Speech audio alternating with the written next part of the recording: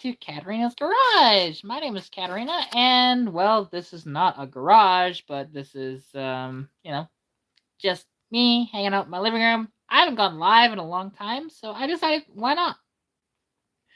It's just past Christmas, so Merry Christmas to everybody else that celebrates, or Merry Chrysler if you're an automotive enthusiast and don't celebrate, or if you are pagan, Happy Yule.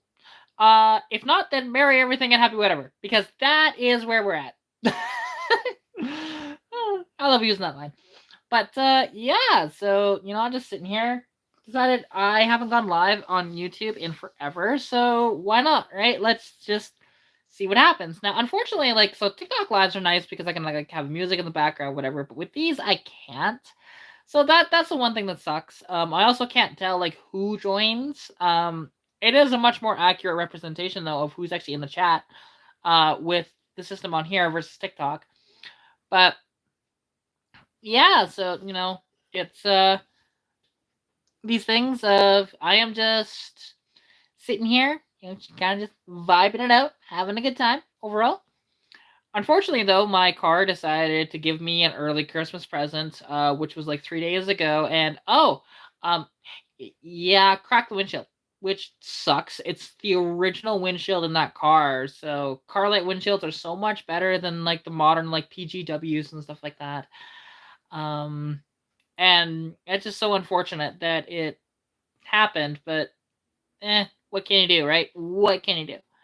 So now I've got to figure out how I'm gonna get the money together for that, but that's fine. It's not the end of the world. But yeah, so although something like with the Capri, because I'll be working on that tomorrow, and stay tuned. I hope to have a video on that soon. Because yeah, I'm going to tomorrow. I'm gonna tinker with that car a bit. So at first, I'm going to clean out the gas tank. Hopefully, with the idea I have in mind, it might actually work. It might not. Hey, yeah, I am doing good. Thank you. It's nice to see you in the chat.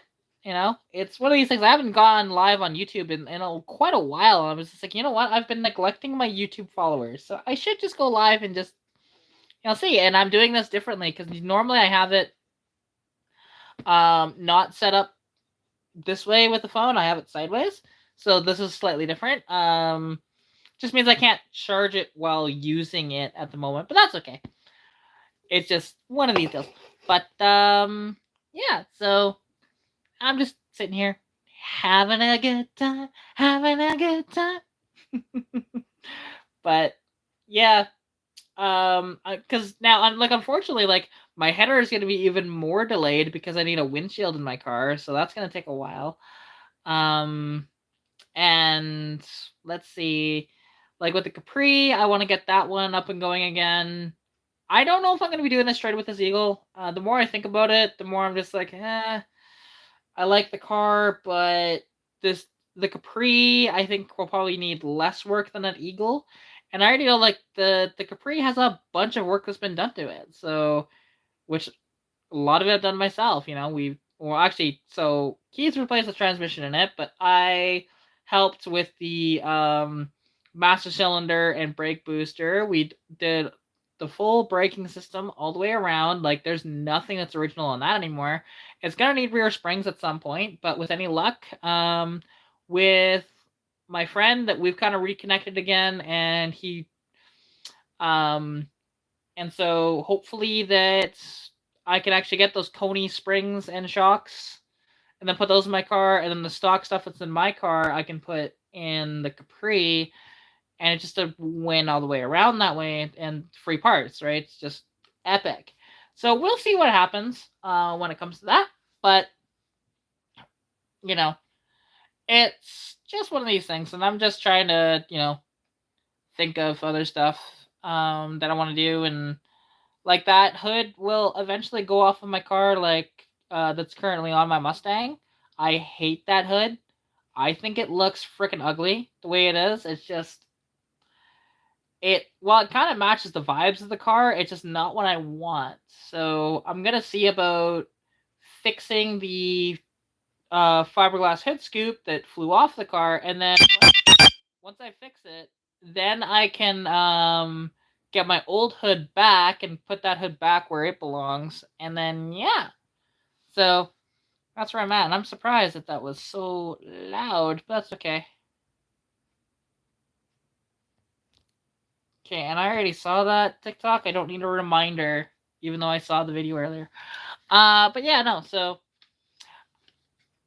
that's kind of what's coming up in the next while, and yeah, it just sucks about that windshield, but nah, what can you do, right? It's just very annoying. Um, because I was hoping to keep that windshield in the car for a lot longer. Like I eventually was gonna replace it because I don't think I could have found somebody that could have polished out the scratches and stuff like that that is on that windshield. Because there's a lot of scratches on that windshield, a lot of them, but it's okay. Um, so like, but basically my plan with the Capri is going to. Hey, Murray's in the chat. uh, guess what? What? What did did you get the windshield out of the other car?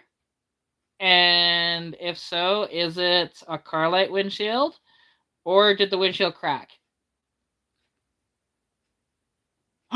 No way! No way! Yo, okay. Okay, we gotta figure something out here then. We gotta figure something out. Because yeah, I want that bad. I really want that. Like I don't know. Yeah, not yet, but it's Carlite. See, now that's freaking awesome. Okay, well, if you're able to get that out, we'll figure something out. Because yeah, I need that at this point. Because I can't afford a brand new windshield to begin with. And a brand new windshield's not gonna last very long, but that would most likely. So yeah, we're gonna okay. Let me know if you're able to pull that out, and then if it's not cracked when you pull it out, then cool. If it cracks, then that sucks, but and then we'll talk. I don't know how I'm going to. I don't know what you would potentially want for it, but yeah, like if you can get it out, then let me know, and then yeah, because now, okay, I'm a little excited, but I can't be too excited yet. I gotta just wait. I gotta wait for the confirmation that you've got it out. So fingers crossed on that, because yeah, because that'd be awesome. You know, because I can't find a Carlite windshield like anywhere. I'd have to like patrol like junkyards and stuff like that and get lucky on that. But yeah, no, that's okay. So at least there's somewhat of a plan at the very least, right? Somewhat of a plan. Um yeah, sorry, I'm excited, which I didn't even did I know that you were on here? As a because I can't remember if I knew that you were on YouTube or not. Because I only know you on TikTok, so like, do you actually have content on here, or is it just you have it set up this way so it's the same name? Hey, no, it's fine, Murray. That's absolutely fine. I wasn't really sure what to really talk about properly, and so that was just wonderful to hear that. So yeah, no, that's great. Yay. So hopefully, fingers crossed. There's, you know, there's no hijacking involved here. This is great. But yeah, so hopefully I can do that, and then I can find somebody to just. You do have a little bit of content? Okay, I'll have to check it out. Have to check it out after the live, because I don't think I can. No, I can't do anything while I'm live to you know, to just subscribe to you, but. Oh hey, thank you so much. I appreciate that you like the content. It's one of these things where, because my content is so niche when it comes to most that way, because I am a different personality than most. Also, like, I don't really edit my videos, so there's a lot of mistakes that you see and stuff like that, where a lot of people are just like highly polished videos, and it's not my vibe. But then you see my cars, they're not like highly polished cars, so there's that. But hey, I definitely appreciate it. Thank you very much for being a fan. Yeah, and I haven't gone live on YouTube in a hot minute, but you know what I decided? I was live on TikTok about an hour ago, and I'm like, this is not really working out, so I decided, let's go live on here and see, who I can come across. And that's the one thing that I like about the lives on here over TikTok is TikTok you get a lot of just random questions that are a lot of like trolly questions, where here you actually get like more of the intelligent um speaking people and stuff like that, and where they are actually here for the car content, not here just because I'm a pretty face. Or they just want to ask like I get stupid questions on TikTok, like as an example, oh yeah, are you autistic, or are you on the spectrum, stuff like that. I'm like, what's wrong with you? Like, that's just weird. It's very weird. But yeah, so like I was mentioning, the Capri, that's probably going to be the next video on the channel. Tomorrow, I am going to, so there is not a lot of gas left in that car. There's 10, 15, maybe half hour tops of fuel. So I'm going to run it completely empty of fuel, but before I do that, I have a can of seafoam. I'm going to dump that into the gas tank. And hopefully, actually, I might just dump that thing of, seafoam into the tank tonight. Let it sit in there. Let it fester. Let it do its thing.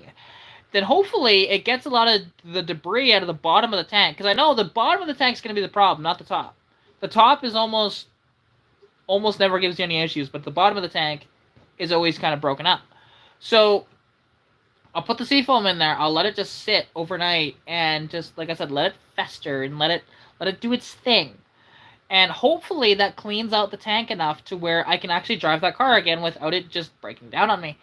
And because my theory, and it's the only one that makes sense, because nothing else makes sense for the Poltermurk at all, is that there is debris that's inside the tank that keeps getting caught in the pickup. So, and it's blocking fuel flow.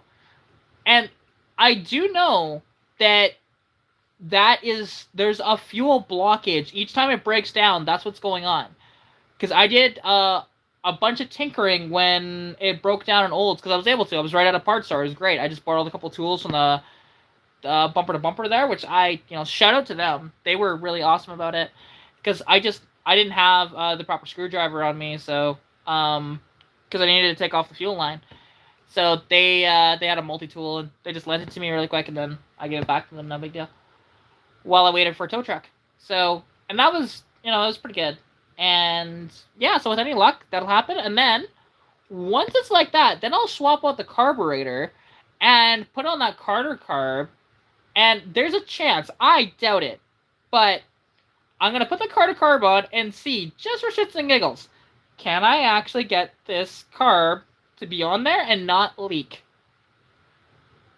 Because otherwise, Otherwise, I'll have to just go through it and put new gaskets in there. That's not really a big deal. That's pretty easy to do, but it's one of these things where if I can, I want to do it this way. I just want to put it in the car, and hopefully that 30-plus-year-old carburetor will actually do the trick. And that Carter carb will be a nice upgrade over the stock Autolite carburetor. Because it's actually off a 300 inline six, not a 200 inline six. So it should get a little bit better airflow and a little bit better power. And with that, might actually give it a slightly better fuel economy. Maybe. I can't confirm that last one. It might actually get worse fuel economy, but that's fine. Well, no, it can't get worse fuel economy than it gets right now. I will say that. That thing overfuels like a bastard right now, and I'm surprised that motor hasn't blown up because of it. So, and yeah, that's true. Actually, I get a lot more of my subscribers on the YouTube side versus TikTok. Very rarely do I get a lot of my followers on TikTok to come visit. But that's the one thing, like with here, because it's very, very, like, doing these lives, it's very niche. There's a lot of people that do not want to consume live content. And I understand that. That's fine. But to the people that do, it's great because I'm here and, I can do this stuff. Now, okay, that's what that is. No, I don't want to do that. No, I'm just looking at some of the stuff. Okay. Because I haven't done this in a hot minute. So there is there's a bunch of different filters and stuff like that I'm just checking out. Get rid of that. Just get. Sorry, I am trying to do stuff here and it's not going well. No filter. Okay, get rid of that, please. There we go. Okay, there we go. Sorry about that. When like YouTube has added all these different filters and whatnot, I've never seen that before, so I was just going through them. Yeah. But no, I'm kind of excited to try and do this with Capri. Okay, you saw me on TikTok. Fair enough. Like I want to pivot more towards YouTube again as opposed to TikTok because the YouTube side is just it's better, right? This is better. The only thing that I wish I could do here on YouTube that I can do on TikTok is I wish I could have live music going, but I can't. I can't have any music on the background because of copyright infringement. So, which sucks, but it is what it is, right? What can you do? And also, I just want to say, I've got a completely passed out kitty. You see her? Big old fat cat. He's I gave him his pain meds a little while ago, and they just knocked him out completely. So, and he's been out for 2 hours now, give or take on my lap. So, which is all good. It's all good. Also, if you guys are liking the live videos, please hit that like button, and because what that does is actually it helps to promote this to YouTube. And that's the one thing, like, that's why whenever you hear people actually at the end of YouTube videos, they'll say, please like, comment, subscribe, all that different stuff, because every little bit of interaction actually helps YouTube push out your content to more people. So, yeah. You just keep going further and further into that sweater. Hey, buddy? You're so silly. But, yeah, well, it is kind of cool to see like that. There is that crossover between TikTok and YouTube that way. Just so that like I know that there is cross pollination. Cool.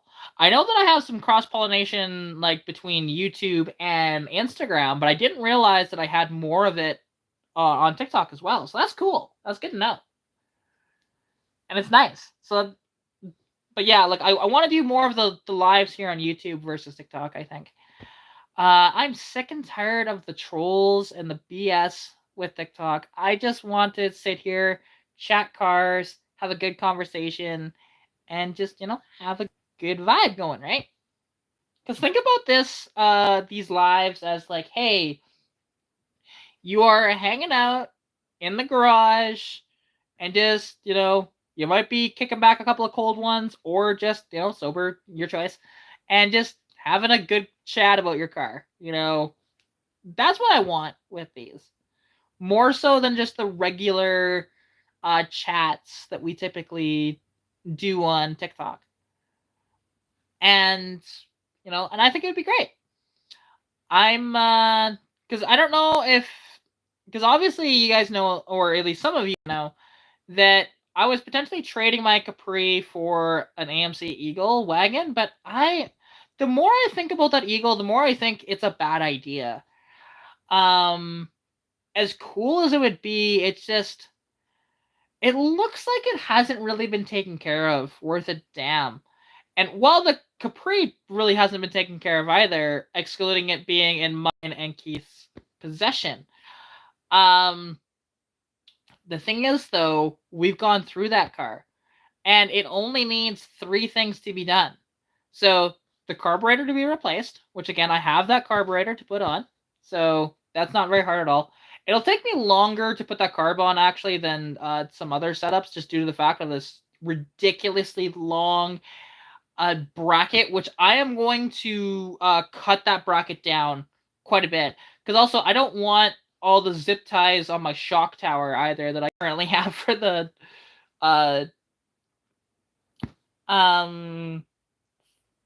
for the coil. There we go. I couldn't think of the word. And because it's kind of ugly like that, but that's okay. I did that because I lost the bolt for it when I was doing some other stuff. Because I think I can't remember what I was doing, but at the time, but I needed to remove that bracket off the car. And so as a result of that, I lost the one bolt, and it's just like crap. Now, there is an extra bolt there that I can steal that bolt, and if I cut this bracket down, because it doesn't need to be near as long as it is, because genuinely, this bracket, when it comes to, so, okay, this bracket, it goes to the carburetor, which it doesn't need to, and then it's attached to the block. I could cut the piece off for the carburetor side. It doesn't need that. That can be gone. And I can cut about 2 or 3 feet of it down the block, and boom. Well, and that's one thing. So, like, Steven, when it comes to that, it's just experience, right? Because I have, like, rebuilt my Mustang. I did a bunch of work to when I had my 86 Mustang, I did a bunch of work to that. It's one of these things where it's just, in time, when you start to have more and more time with your car and working on it and tinkering with it all the time, then it will be good. But, and like, actually, this brings up a different topic as well, because people will try and say that newer cars are actually more reliable than the older cars, and I put a little asterisk on that because it depends on the vehicle. Like, the only reason why that my Mustang has ever had problems, all my fault. Genuinely. That was a fine car when it was bone stock. I never had any gripes with it, other than a couple of times when the carburetor would act up a little bit, but no adjustment was needed for that. So it's like, okay, cool, right? But then I tinker with it, and some of my stuff, when I am modifying these things, I'll do something potentially a little wrong, which, as an example, my throttle cable kept snapping, and the reason for that was the bracket that I had made for the throttle cable. It was working just fine, or not fine, I should say, because I wasn't getting full throttle at the time. But with the Holly carb, it was okay. With the Motorcraft carb, it was garbage. It just did not really want to work well. And the reason for that is because the throttle cable, when going full throttle, the cable was doing this. So right where that is happening, it is rubbing away, and then it kept snapping on me. So it was just one of these things. It was a fairly easy fix. No big deal. Actually, I just had the machine shop in town fix it, but then he actually put the bolt hole on the wrong side of the bracket. So I had to cut the bracket and then drill another hole on the opposite side so that I can get it all in line properly. But other than that, like, it was fine, and that wasn't a big deal to have to do. It took a while to actually get it done. But I got it done, and no big deal. And now the car, like, it's so dialed in and so nice to drive that car now. Although driving it on Christmas the other day, it was very windy outside, and that car, because it has the aerodynamics of a brick, it really does. So driving it down the road, there was this crosswind, and it was blowing me all about. I had to really fight the steering wheel to get it to stay stable, which I'm okay with doing. I'm very proficient with driving my car. It's no big deal, but yeah. See, and that's true. Well, to a certain degree, actually, like, working on newer cars, it's much more complicated than the older cars. Much more complicated. Because you have these intricate computers and whatever else. And now here's the thing. The computers don't always tell you exactly what's wrong. It'll narrow it down for you. But with me, like, yeah, I will think about, okay, what can cause the issues that I'm having, and I'll just do it. I'll fix it, and it's no big deal. But, yeah, and now, like, sometimes I will throw parts at something. Not often, but I do it when I'm just like, I have no idea what to do here at times. So, and that's when you just throw parts at it, just cheap parts, and see if that fixes anything. But yeah, that's the one thing with the Capri, because like that thing's been such a problem child since being in my possession. I don't think it's ever been a reliable car for me, and it just drinking fuel profusely. You know, that thing drinks as much fuel as like a big block does. It's brutal. Like where it should be getting a similar fuel economy actually to my Mustang right now. But hey, you know what? I like Pikachu. Pikachu's always been my jam. But my friend is a big fan of Squirtle. She actually has a Squirtle hat. So, but yeah, like with the Capri, because I've had to like do a bunch of things to the Capri. Like we've gone through that entire car and trying to figure stuff out, and just nothing has really made sense. Like it's the Capri is like a bone stock car, and or not bone stock. It's got what we consider day one modifications, which that is delete all the emissions, put an exhaust on it, boom, you're done. Right? It still has the stock timing chain in it, still has a stock coil on it, you know, and still has the. It's not an original transmission. It's actually a transmission out of a Fairmont of the same year, but it's still a C4, so it's fine, right?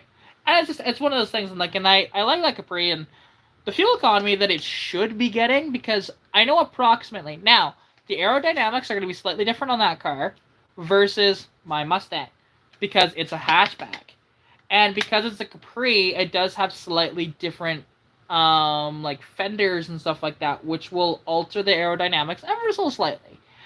Um, and plus there's more weight to the Capri, so there's even that. So when I drive that car, like, because I know when Stitch was running absolutely beautifully when bone stock, she was getting around 26 miles to the gallon. My dad magically got 28 one day. I don't know how he did that, but he managed to get 28 miles to the gallon out of that car when it was bone stock. And so as a result, like it was kind of weird that I could get way better fuel economy in his truck versus like him, because his truck was a manual, and he had a 99 Ram 1500 with an NV 3500 5-speed tranny and a 318 in it. And the thing is, it did not have a tack on it, but I would always kind of undershift it slightly because it had the torque, so I could undershift it and it wasn't a big deal. And as a result of that, there was one day, because that thing usually got around 18 miles to the gallon. Now the gearing in that truck, it had 355s in it, so essentially the same as like my Mustang. The only difference is that I believe the overdrive would have been better than the overdrive I have in my Mustang. So, because the Mustang has a .72 overdrive, I think that the thing would have had like a .63 overdrive in it. So, but yeah, that was a single cab long box, and he would get about 18 miles to the gallon. I managed to, on average, get about 21 miles per gallon out of it. And there was one time I guess I was just hypermiling it incredibly well. And I managed to get about 25, I think it was. Which is just insane. It's like, how the hell did I do that? And I don't remember how I did that. Because we're like looking and like, did we screw up the calculation when trying to figure out the fuel economy? It's like, no, everything is perfect. Wild. I missed that truck. I wish I would have bought that truck off of him. Because at the time I could have. I probably could have got it a lot cheaper than he sold it for. But it's all good. But then I wouldn't have had my convertible. I wouldn't have had the Capri. None of that. So that's okay. But oddly enough, like with that Capri, I mean, I don't know. I may have still gotten a convertible actually, because maybe, or I may have just kept that Capri. Because like it's interesting, because I've actually owned two Capris. Like there's this 81 Capri, and I had an 84 Capri for a bit. But that 84 Capri, because if I tore into it as far as Keith did, I would have realized this thing is garbage. And so I would have just taken the front clip, taken the rear quarters out, cut, like, basically part out the rest of the vehicle, but I would have wanted the front clip and the rear quarters on that car. And I would have kept the doors around just in case, and I would have just scrapped the rest of the car. Anything that I couldn't use or sell, I would have just scrapped. Because that car it's bad. It's really bad. If you go back on my channel to some of my earliest content, there was this whole saga of this 84 Capri, and there was stuff that I wasn't sure on it because, like, when I searched up the VIN on it, it shows up as okay an 84. But there was one VIN search that actually said that it happened to be an ASC McLaren, but there was nothing that signified that it was. And at the time, I was like, this is cool, but I wasn't seeing anything that showed that it was. So as a result, I knew that it was just a base model 5-liter Capri. It did not have the original hood on it, though. That hood was, or maybe, no, sorry, it was the original hood, but somebody had put the RS scoop on it, because it wasn't an RS, it was just a plain Jane Capri with a 5-liter in it. And that 5-liter, because it was an automatic, it actually had the CFI system on it, which is a terrible injection system. That motor was seized up, so I wasn't even able to properly get that, attempting to get that running. But yeah, it was one of those things. Like, that car, I didn't know much on it. I didn't realize the motor was seized up. When playing around with this car, I was recovering from my surgery at the time, so I had limited mobility, and I couldn't really check out the car properly. But I was excited. It was a bubble back Capri, and it was really cool. However, it was a really bad car. But if I had kept that car, and I did not do the trade for the convertible with Keith and everything, that potentially, like, my Mustang would have Capri quarters in it, and it would have a Capri front clip on it. It would look really badass as a notchback with that stuff, and then it'd be very mismatched in color, though, because those fenders and stuff like that were faded orange, but they were actually supposed to be red. And then I'd have, like, the gray doors and the gray roof and stuff on it.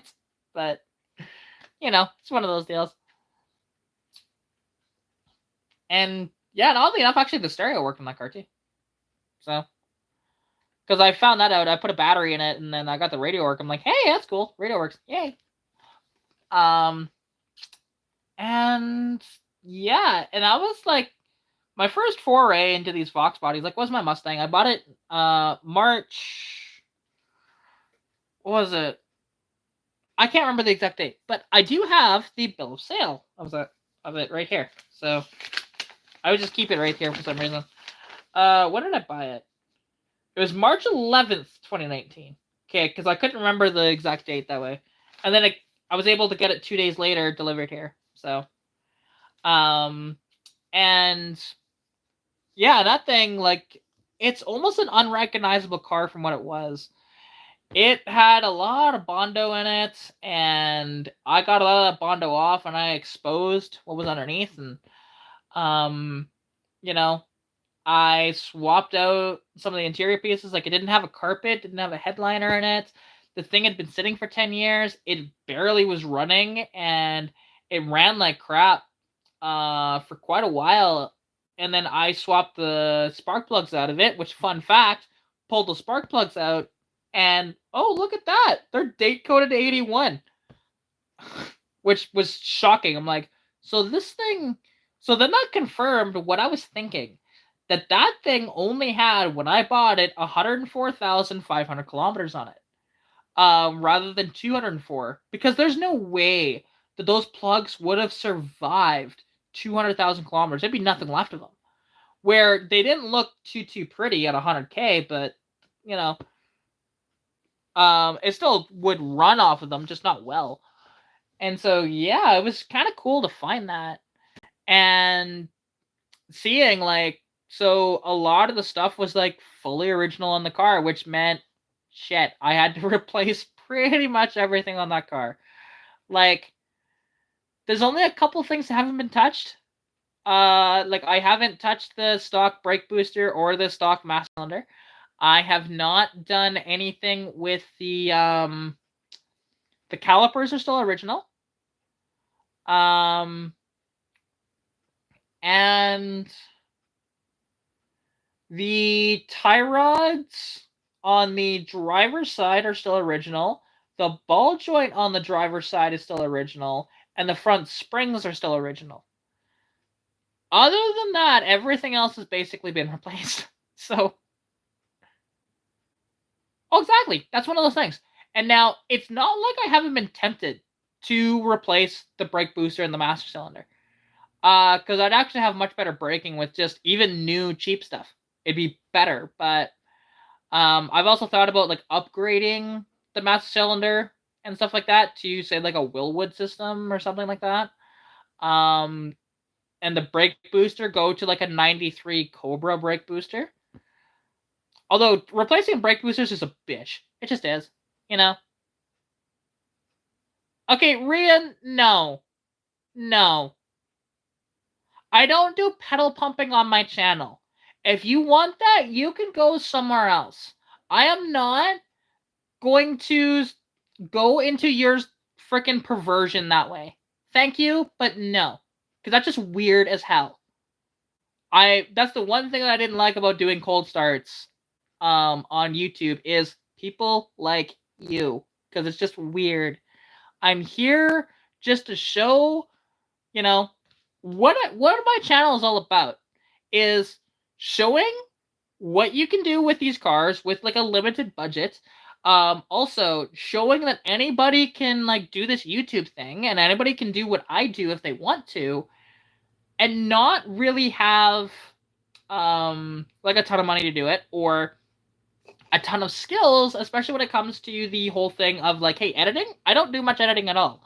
If you look at my videos, there's like almost none. And you are officially gone.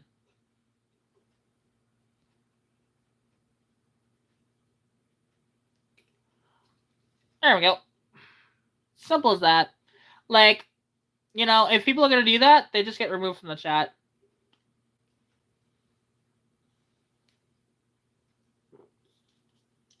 Because I'm not doing that and saying that's the problem with these people. Is because they come out and like, because there's this whole subsect of YouTube called pedal pumping. It is a 100% a fetish. It's a foot fetish thing where, you know, a girl or even guy, because actually apparently my male YouTubers have actually been accosted by this as well, and you would just go out and like film your feet as you're trying to start a car. It's weird as hell. Like, you can have your perversions, whatever, but just leave me out of it. I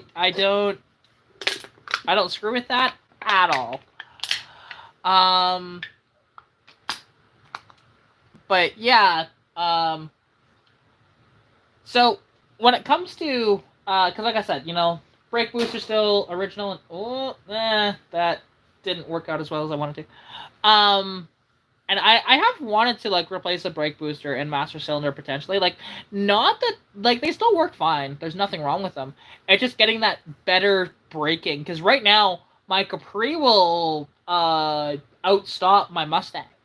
Like, yes, my Mustang does have a little bit more mileage on its braking system, but not by much. Because I only replaced a lot of that braking system over the past like 3 years. The rear brakes have like 40,000 kilometers on them. The front brakes have less than 10,000 kilometers on them. So, but the Capri only has maybe 5,000 kilometers on its braking system at this point now, because it's all like brand new. Because we did everything, you know, rotors, calipers, brake lines, everything was done. We just didn't do any brake lines underneath the car, but any of the rubber lines, we replaced those. It has new drum. Actually, it might have the original drums on it. I can't remember if we ordered drums, but, you know, all new hardware and everything in there, and et cetera, right?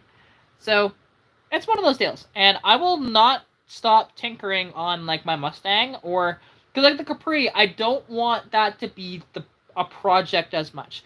I just want that to be a good daily driver. The only thing with the Capri that I want to do is like I want to add a header to it. Um, I might want to put a different coil on it at some point, and as well, I would love to find a different 200 cubic inch inline six. To where the later 200s, like 81 was a transitional year. It could have the bell housing that both my cars have, or there was this other bell housing that was pretty much a small block 4 bell housing. Because if I had that specific engine, and again, they only made it from that engine from 81 to 82. And I don't know when in 81 because I have so my Mustang was made, if I remember correctly, in March. That car was made in July, and the transmission that is currently in the Capri was made in, or at least the car that it came out of was made in, I believe it was August. So a lot of we just don't know exactly when it did the transition in 81. 82s all have that low bell housing starter on it, which is great. Um, and that's one of these things. And absolutely, you know, the thing is, so when it comes to building my car, because I am still going to track it a bit, but it's still a street car. It's not going to turn into a full-blown race car. I don't want it for that. I would much rather just have it as where I can drive it to the track, have a fun day at the track, drive it home, and build it in a way where it's not going to break. And that's what I've done with that Mustang. That T5, like, it's a fine transmission. Nothing wrong with it. I'm not going to break that transmission. The rear end being an 88, again, not going to break that. The 200 inline 6, can't break that. So, you know, it's one of these things. And, like, doing the double roller timing chain, that wasn't just to maybe bump up the performance slightly, but the double roller timing chain, I put that in there because good luck trying to stretch a double roller. You're just not going to do that, right? Where just a plain Jane, timing chain, you can't very easily. So it's one of those deals.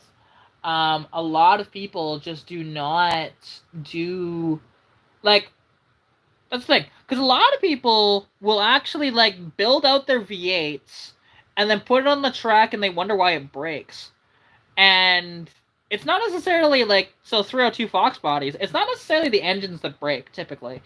It's usually, the transmission, like if you have a T5, because here's the thing, stock T5s, so depending on what year you have, my T5 came out of an 83, so as a result, it has limitations. It can only hold up to 280 foot-pounds of torque, and that's to, like, the crank 280, not to the wheels. So, which that puts me in a bit of a predicament for building that car too much. Because otherwise I'd have to get a whole new gear set if I push it over that in that car. But also, because it's an earlier transmission, it goes... So I have a 295 first gear, and I have a 0.72 overdrive.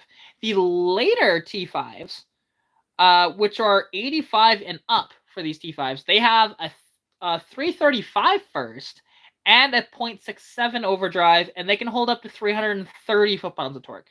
So it's a little different, right? And exactly, right? That's the thing. And now, so here's the thing, Eric. Putting a 250 in a Fox body is a nightmare. Reason being, so it's cool that a 250, oh, hey, look at that. You have the great bell housing pattern of being able to run that with small block Ford parts, right? That's the nice part about a 250. And you have a slightly bit more power than a 200, but not by much. I think it's like a 15 horsepower gain. But it's also quite a bit heavier. So, but the two problems you have. One, the motor's tall. Like, a 250 has a taller deck height than what any of the 200, 177s, 144s have. Right? So, as a result, you have to cut your hood no matter what, unless you get a cowl hood. Okay, that's strike number 1 against not putting a 250 in the car. Another strike against not putting a 250 in it is also the oil pan. They do not make an oil pan that fits properly to a Fox body. So as a result, you have to custom make an oil pan. Basically, you have to take like the stock 250 oil pan and then cut it up and weld it with a 200 pan. And then it will work. I believe you also have to do a different oil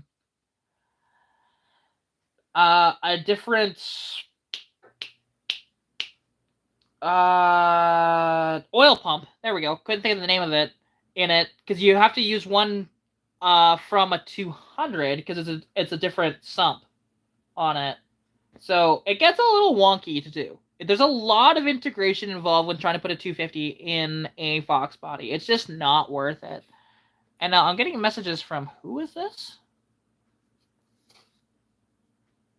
Oh, okay. I'll have to message him after the live. So, okay, Eric, not necessarily. They are the same family. It's just the 250 has a taller deck height.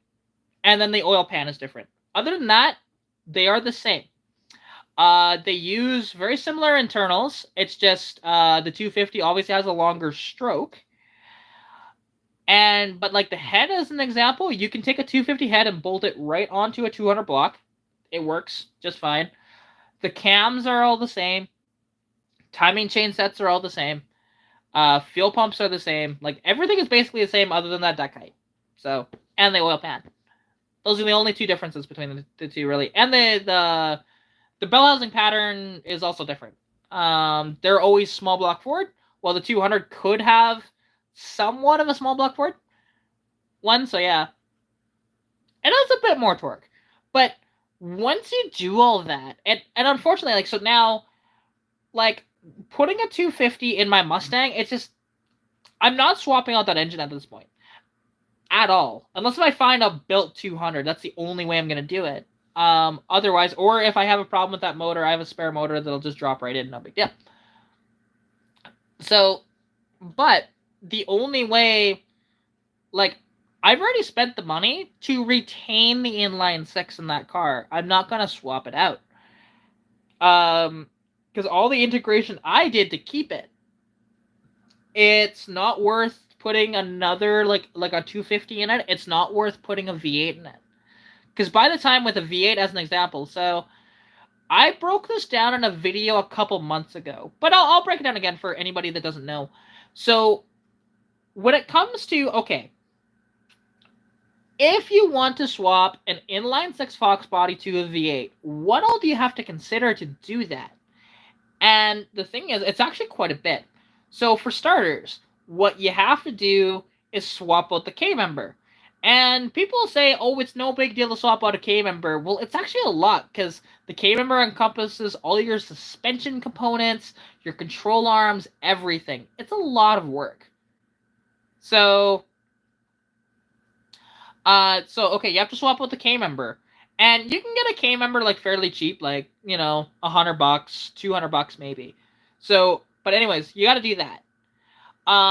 The front springs you should swap out that way. So, you know, stock replacement V8 springs, you know, you're looking at like $200, right?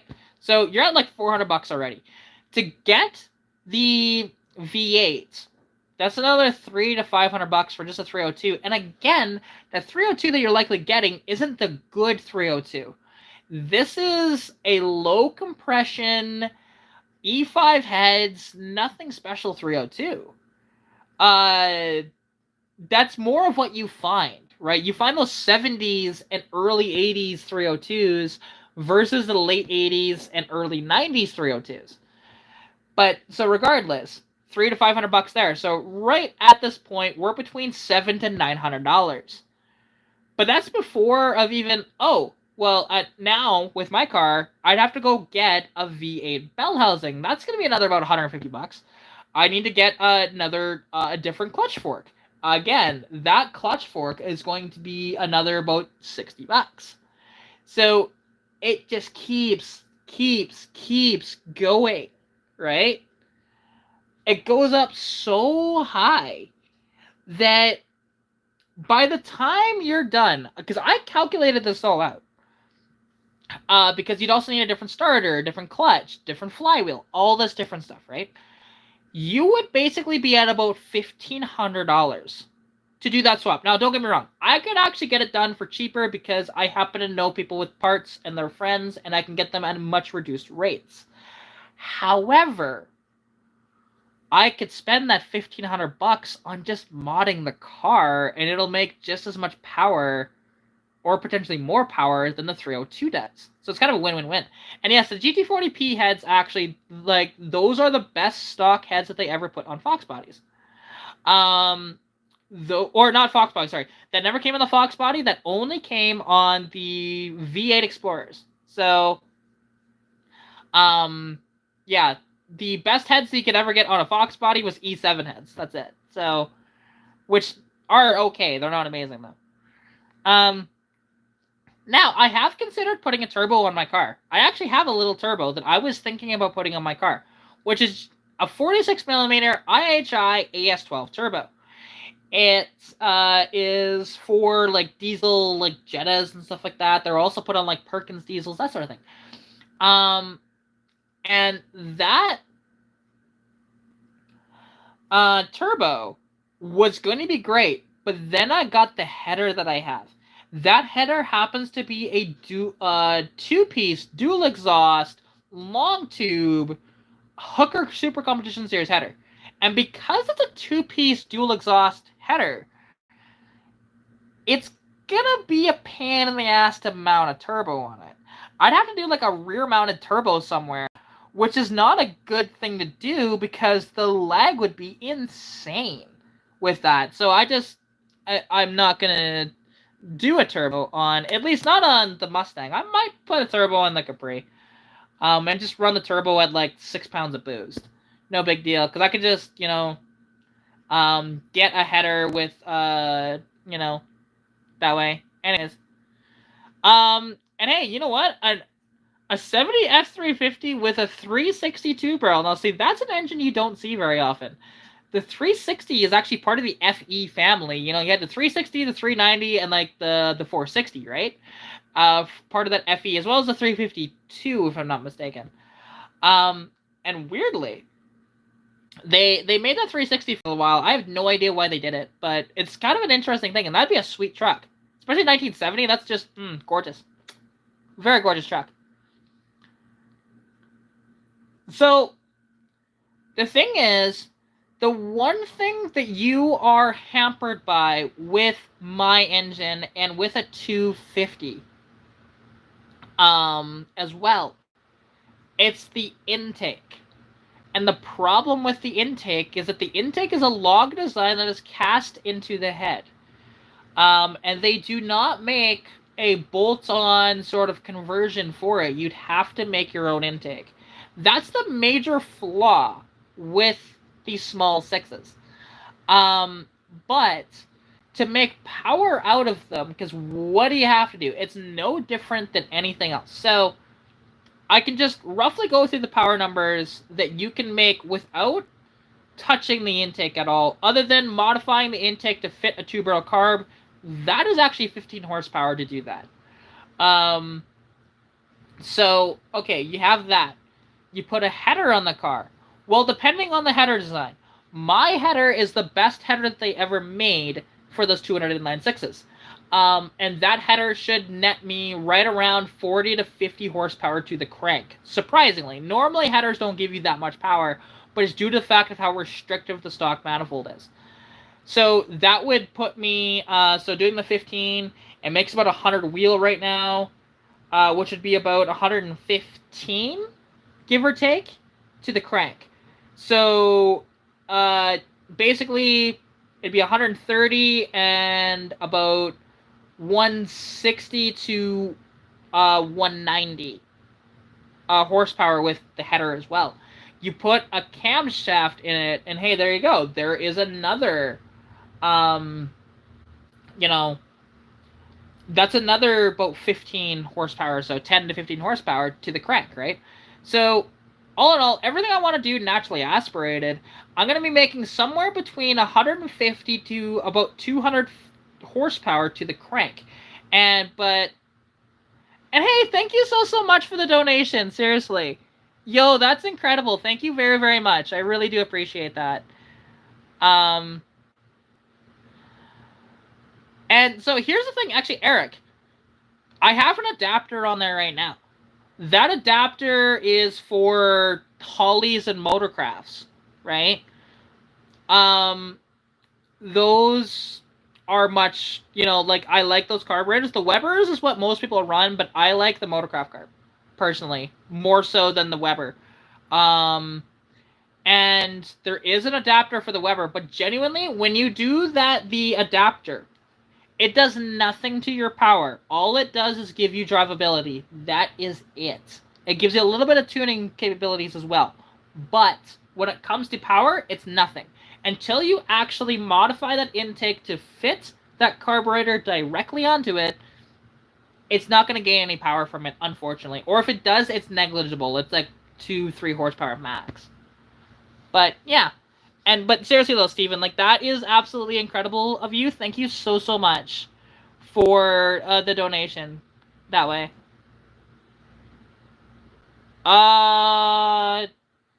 See, okay, I wasn't selling that. That was a friend of mine that was selling that car. And yes, I am running a 2100 2-barrel. My carburetor is actually off a 63 Galaxy. So it's an early model that has Holly-sized jets in it. It's like the best model that they ever made. Is that one. But like that New Yorker, when I did that video on that, that was a friend's car. I was not selling it on his behalf. He was selling it, and I believe he sold it. He just sold the Chrysler Windsor, or not yesterday, but the day before, and he sold his Mustang convertible, just the other day as well. So, yeah. But and that's one thing, like I love the carburetor that I'm running on my car because it's a much better design than some of the other ones too. Oh no, Mark, no. If that's how that came out, absolutely not. I love Mopars. The only thing is, Mopars don't love me because they're too expensive. There's a reason why I drive a Ford. Fords are much cheaper to work on than Chryslers are. Chryslers or Mopars or anything. Some of my favorite cars are Mopars or AMCs even. But yeah, it's the cost of working on them that kind of dissuades me from getting a Mopar. So, ooh, nice. Nice. That is so cool. And having a 71 440 too, that's still going to be the high compression badass 440 in that thing too. Even if it's a 2-barrel, just swap it out for a 4-barrel, you'll gain like 30-40 horsepower just from doing that. Like, yeah, absolutely. Like, those are gorgeous. And now, because, okay, so was that a 71 New Yorker? Or was that just like a 71 Chrysler in general? Yeah, see, like, Eric, that's the one thing. Like, if you want cheaper cars to work on, get a Ford. Generally, if you want to mod one, too, Fords are some of the cheapest. The only ones that are cheaper are Chevrolet small blocks. There's just a lot more aftermarket support. Even though there's a ton for the Fords, there's just more people that, there's more small block Chevys than there are small block Fords out there. So, but other than that, everything else, like these Fox bodies, are super cheap to build.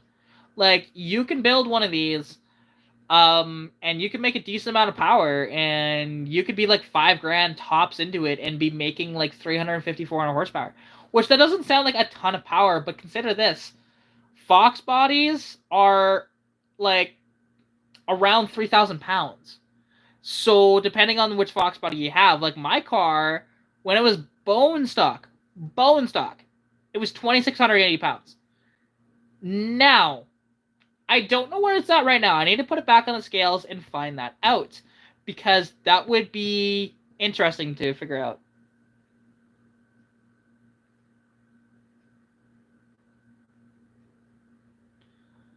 Ah, interesting. And now, okay, so hang on. Daytona IROC. That is an interesting car too. You don't see very many of those anymore. Now, was yours? Because I'm trying to remember. Did the Daytonas only have the fixed headlight, or were they also pop-up light as well? Because I'm not a big fan of when they did the fixed headlight Daytonas. I love the pop-up lights a lot more. I thought they looked so much better with them. But yeah, I'm curious because those are like they were both okay. Because I wasn't sure. Because normally when you see IROCs, anytime I see one is with a fixed headlight design. So, and because it's interesting for anybody who doesn't know, like, what is IROC? So IROC actually stood for International Race of Champions, and it was a racing series. It was a one-make racing series that existed. There were a few different cars that were used, like the Daytonas were used, the Camaros were also used in the 80s, and there was a few other ones as well. Before that race series eventually just died, and it was kind of a cool thing that way. But yeah, like I said, that race series does not exist anymore, so it's one of those deals. Let's see, where you're just out completely, hey? Those meds really just knocked you out.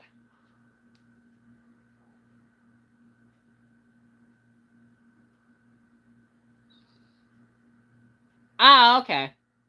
Yeah, I forgot that they did the 4i on the early Daytonas. Because I thought they only reserved that for, like, the Chargers and the Turismos. But having said that.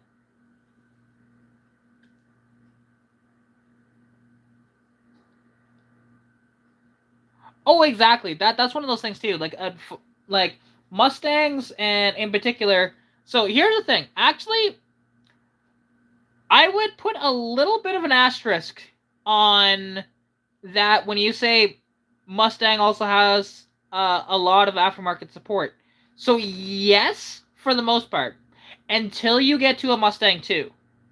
Mustang 2s are nightmare fuel to find parts for. You can get a lot of mechanical parts, you can get no problem. But if you want to get like some of the interior stuff, oh my god, people want a ton of money. So yeah, it's one of those things. And now, and Steven, it also depends on the Chevrolet too. It depends on the Chevrolet. There's a lot of Chevys that have great aftermarket support, but there are some, like, if you want to mod a Chevrolet Citation, you're not really gonna find parts for that. But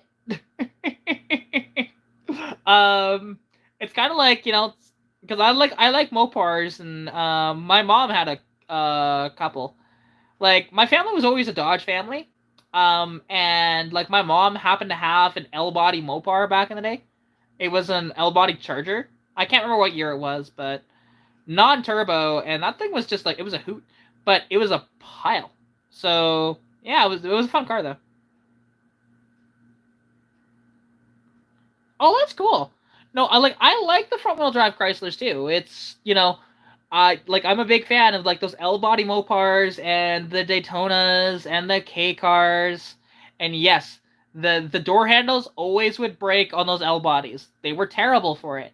Which is funny when I talk to people that own Omnis and they have no idea about that problem. I tell them, like, be careful opening the doors on an Omni, a Charger, a Turismo, um, or a Rampage, because they will break. And it's one of those stills. And exactly, because they would always get out of adjustment, and you always had to tweak them. I remember my mom was always tweaking the door handles constantly on her Charger so that they didn't break. Um, and yeah, although I do remember that she had a race. I'm assuming that this had to have been a 4-cylinder or a V6 Mustang. But she raced, and her car was a stick too, so it was kind of fun. Um, she raced. I remember one time, and I don't remember if it was an Arrow or a 4i. I don't remember. I was very young when she owned that car. But she raced a Mustang head to head, and she actually beat the Mustang in her Charger, which was funny. But it had to have been, like I said, a V6 or a four banger. There's no way it was a V8. At least I doubt it, unless it was a 255 V8. But it's kind of funny. And that's one thing, like, the lightweight front-wheel drive platforms are great. Like, you know, because I'm assuming, like, depending on how long you guys have been following my channel, I owned a 78 Civic. I wish I could have actually still had that car, and I wish I could have modded that car and had fun with it. But the problem was, parts were a nightmare. I could not find a fuel tank for it at all, and I could not find, like, anything for it. It was just bad. So that's the reason why we got rid of it. I would own one again. I would absolutely own a first gen Civic, but I would just want it running and driving this time around. Which is why, like, so my friend is actually selling a 78 Civic. It's a same spec as what my car was. The only difference is that it's gold and it has a tan interior. Mine was blue with a blue interior. So, there's that.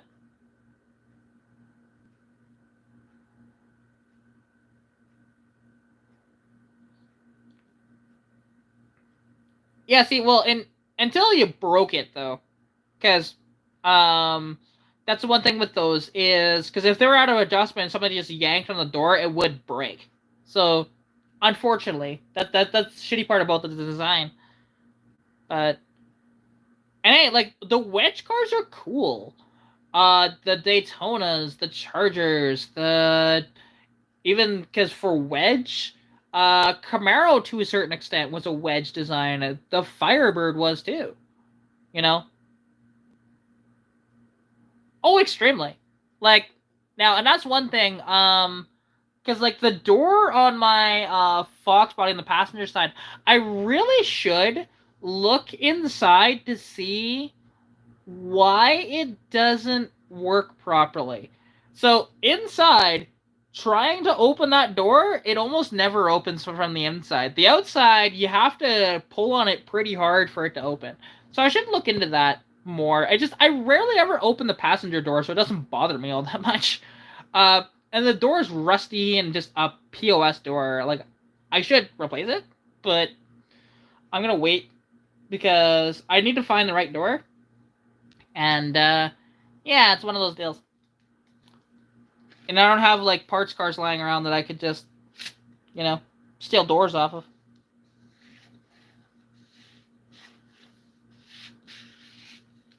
But it's one of those deals.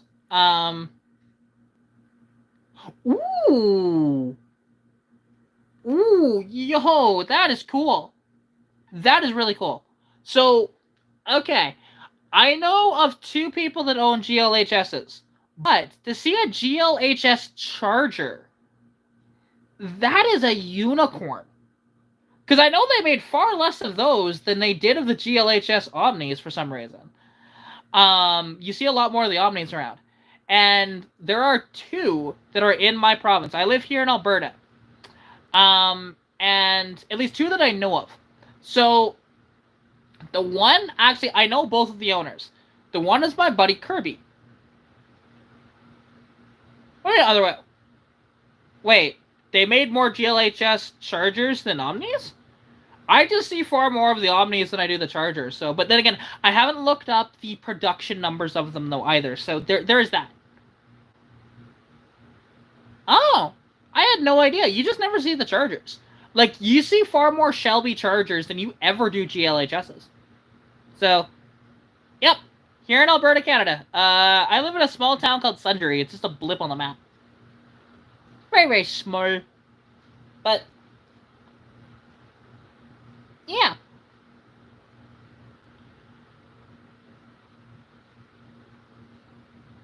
Mm. Yeah, I get that. It's one of those things, like, I actually happened to sell I sold an 84 Shelby Charger to, there was actually a kid that he was gonna fix it up and put it on the road. I don't know whatever happened to that, but I wanted to follow along with that, but I just haven't gotten any updates on that, so we'll see. I sold it at the end of summer.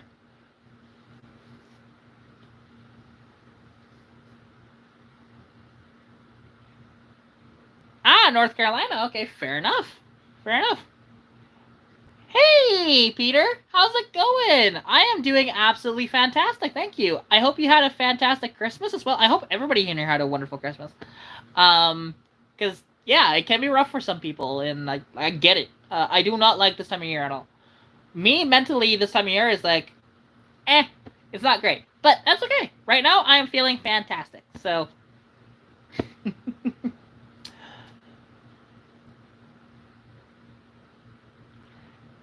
yes, so they did use a 74 Monaco in the Blues Brothers. Absolutely, they did. It happened to have a 400 big block in it, and they were cool. They used just an ex cop car, Monaco, for that.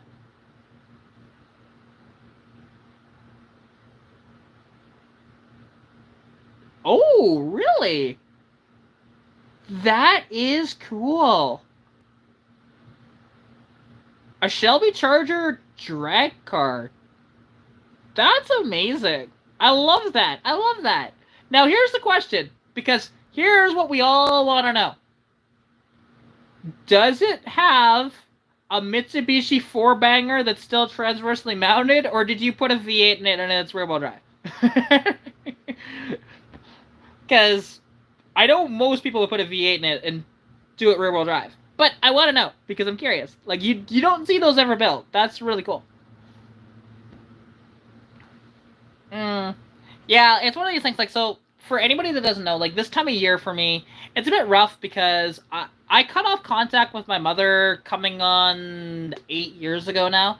And so as a result of that, when it comes to this time of year, it sucks. So I think of like our Christmases that we used to have on Christmas Eve, which were great because we would have our small family Christmas on Christmas Eve, and then we would do the big family Christmas on Christmas Day. So it was always nice to do that. And then her birthday is also January 7th, so I it's always in my mind, and it sucks. It sucks.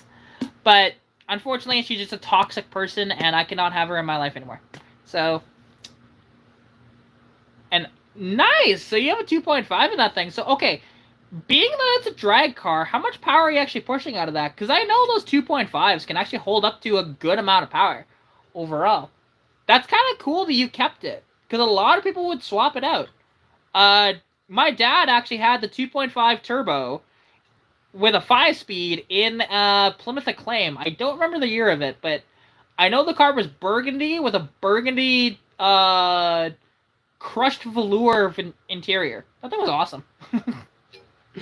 Such a comfortable car. And it was pretty quick, too, with that little 2.5 in it.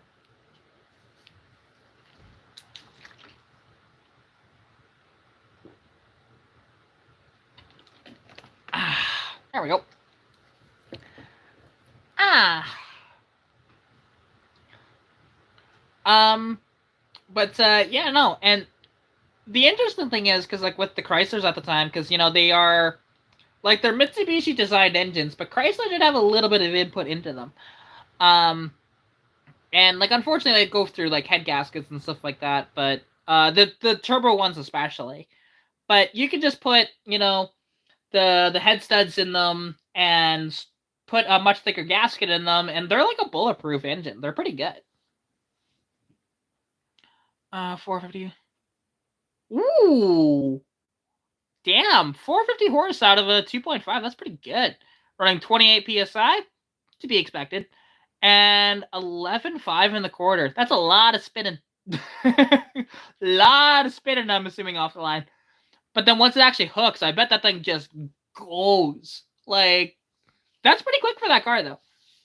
And, well, Steven, the thing is, like, my knowledge is from a lifetime of research.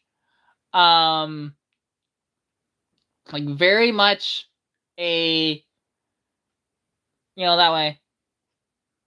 And wait, hang on a minute. Really? The 2.2 is reverse engineered from the Volkswagen 1.7. I did not know that. Because I know that, like, so the L body, like, early, like, Plymouth Horizons and the Omnis could have a 1.7 in them. I never knew that. Interesting. Okay, that actually makes a lot of sense. Because I'm like, why would they have put a Volkswagen engine in them outright? Like, it was kind of weird. But that makes more sense that it's just a kind of copy of a 1.7. Huh. That I didn't know. That's kind of cool. And yeah, like I knew it was a very early model engine. And who hasn't heard of the Summer Gnats down in the Aussie land? Summer Gnats are cool. Bunch of burnouts, just like a very fun time. You have some racing down there too with it, and yeah, it'd be a fun time. I don't think I'd hold up to the heat though. That's the only challenge with me ever going to Summer Gnats. But it'd be so much fun though.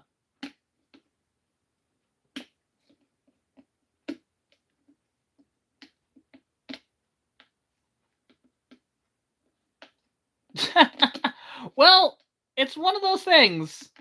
That way. And yo, dude, thank you so much for the extra cash. Seriously. That is truly amazing. Thank you so much, Steven. Much love to you and much love to the chat. Seriously. Like I can't believe how generous you're being. Seriously. You don't have to do that. But I really appreciate it nonetheless. Thank you very, very much. And I know for sure now that I'm gonna be hitting my threshold this month or next month for getting paid. Because it's like, yay. Which I knew I was gonna hit it anyways, but now for sure I'm gonna be hitting it no matter what with that. So yay! Seriously, dude, that's incredibly generous of you. Thank you very, very much. But now, so the designer of the Slant 6 was the one that did that with the reverse engineering. That's interesting. I genuinely did not know that, and I did not know that. I mean, it was even the guy who invented the Slant 6, which the Slant 6 went through so many iterations, and the one Slant 6 you do not want is the 198 because that's a bean counter engine. That's the one that was made the cheapest and the worst. Also, fun fact, if you want, so they do make, obviously, we all know you can get a 4-barrel intake for a Slant 6.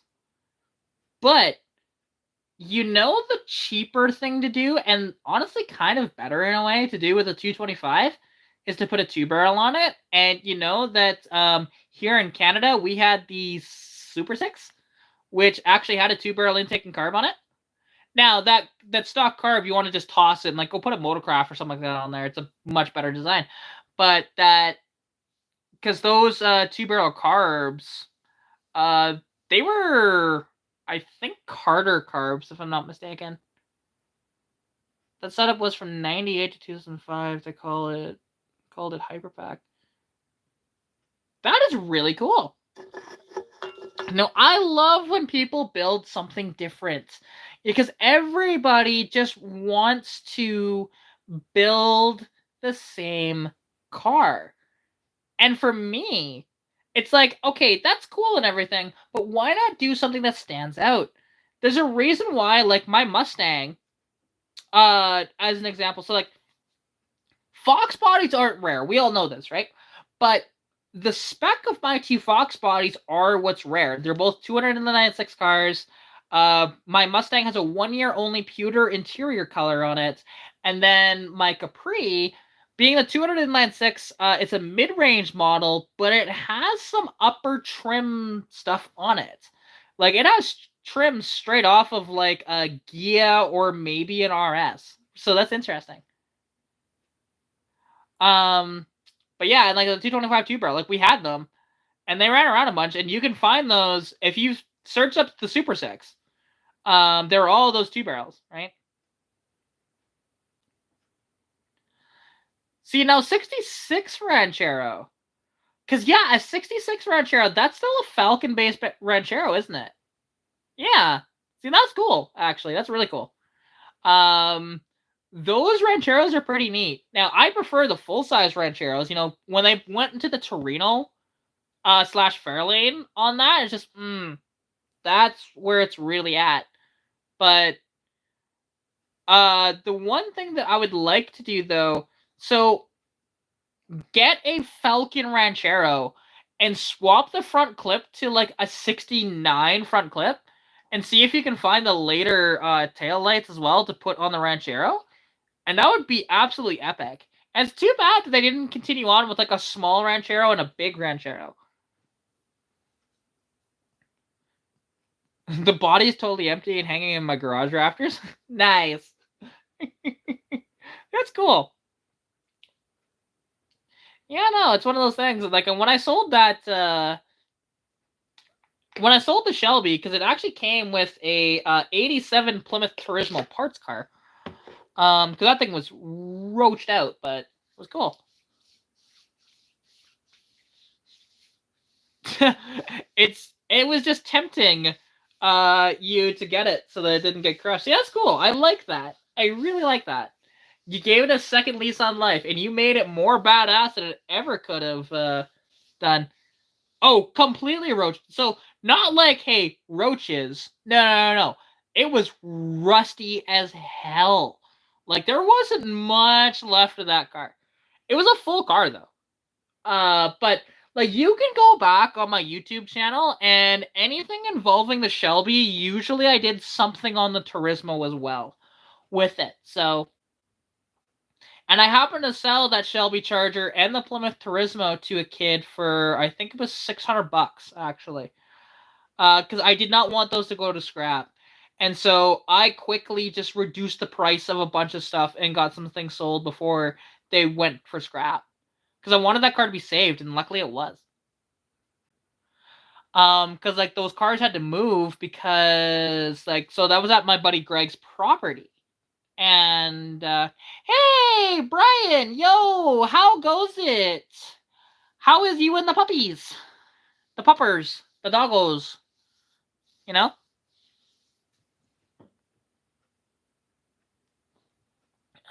With Dennis and his son. Honestly, that's cool. That's really cool. I like that. That is neato. Neato Pajito. Aweeto.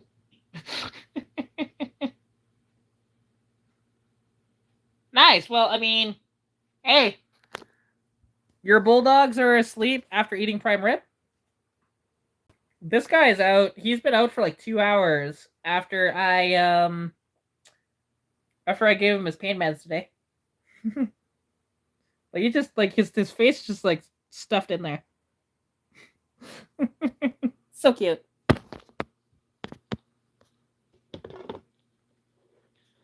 Wait, put a Chevy LTG 4-cylinder. Actually, so what is the LTG 4-cylinder? Because I don't know what that actually is. Is that the, like, Iron Duke motor, or what is that? Because I'm not aware.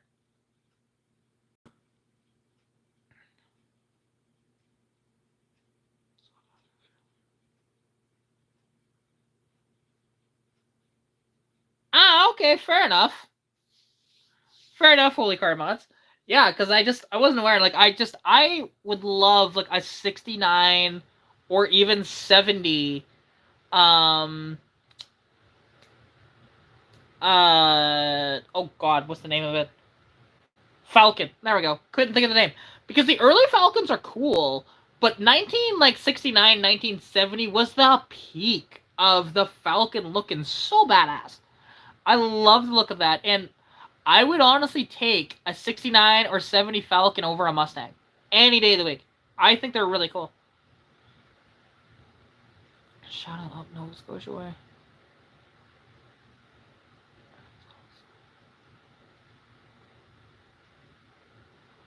Raw McClellan. Actually, that name rings a bell. It must have been when I was researching some stuff when it came to those. You know. And, oh, okay, 2-liter turbo that came in the Malibu. Okay, so much newer then.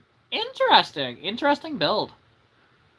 Yeah, that is very, very unique. So now here's the thing. Like, so you say early Firebird. Like, Was this a first gen Firebird or like a second gen Firebird? Because I'm assuming it wasn't a third, because a third isn't really an early Firebird. 2013. Okay, fair enough. Ah, okay, maybe that's what it is, Mark. Because like I said, that name looks familiar to me. But that would make sense. Yeah, no, it's one of these things, and like, and I would, because there are so many projects I want to do, but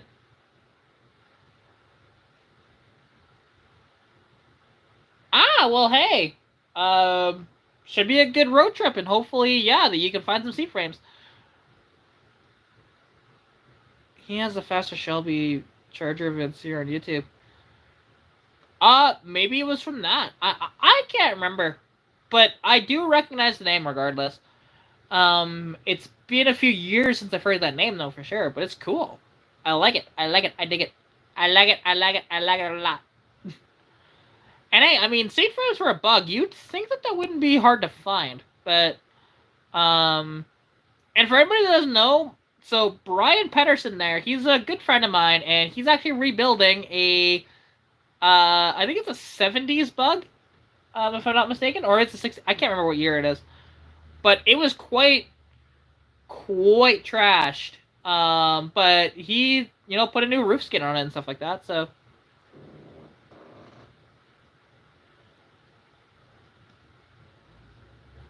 66 bug. Okay, I couldn't remember the year of it, but yeah, and it's cool, and I like what he's doing with it. So, you know, now, but he doesn't post any content because he doesn't want to be a content creator.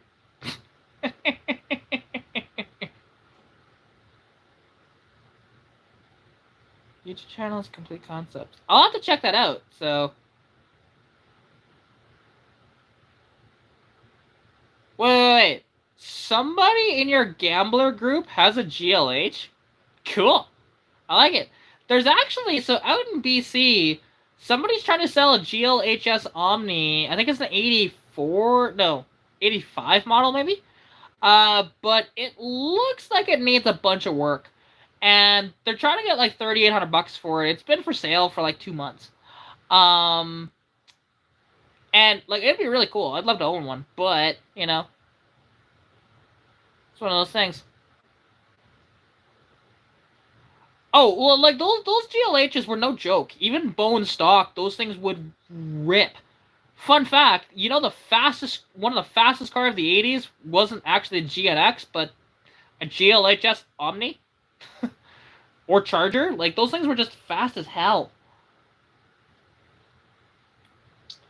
Exactly. Like I think that my lightweight Mustang is light, and yet no, those are much lighter. Hi, buddy. Hi, Zebra. No, are you just going to sleep? Me? Zebra woke up. Kind of. He woke up, yawned, went back to sleep. You silly boy. But yeah, see, it's amazing how much more that weighs comparatively, right? Um, like, and the shadows are cool because that's the Peabody platform, and those things are fantastic.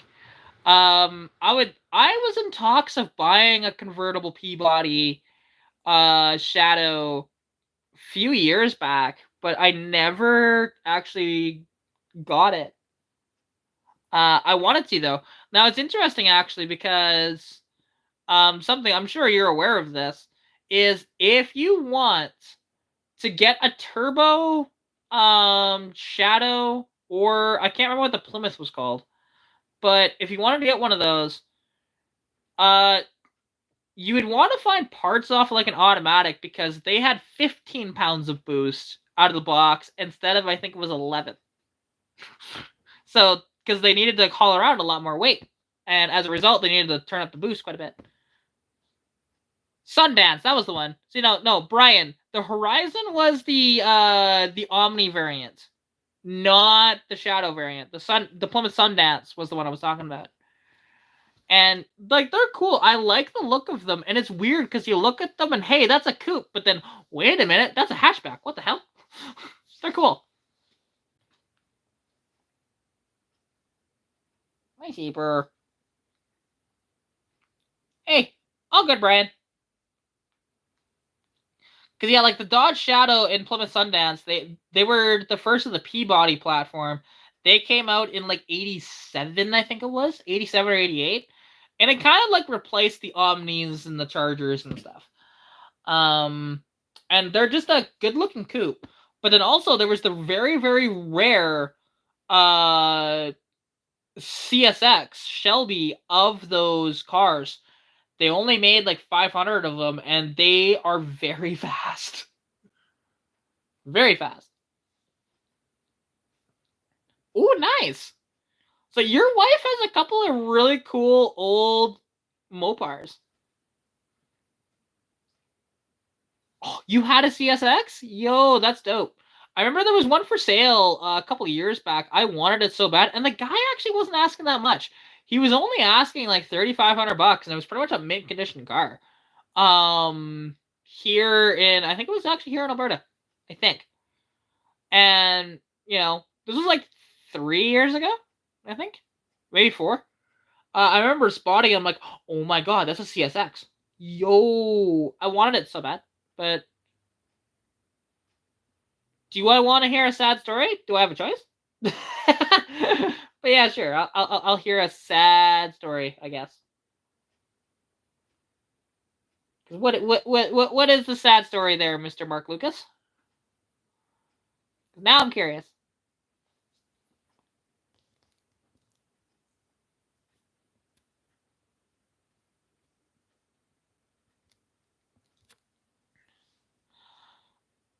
It looks like I have a troll on YouTube that I'm gonna have to take care of after the live, which I don't know how much longer. Like oh, I'm only on 50%. Okay, I still got a long ways to go before I have to like sign off here. So yeah, we'll go for quite a while until the chat dies, I think.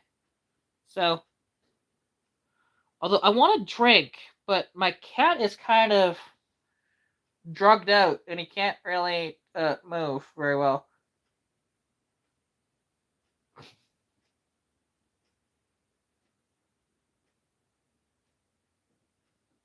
You see, bear? He's silly. Like so, I'm watching him. Hey, he turned his head. Hi, buddy. Eh? The previous resident of the St. Louis Turbo Club traded to him for a minimum amount of work on a friend's car.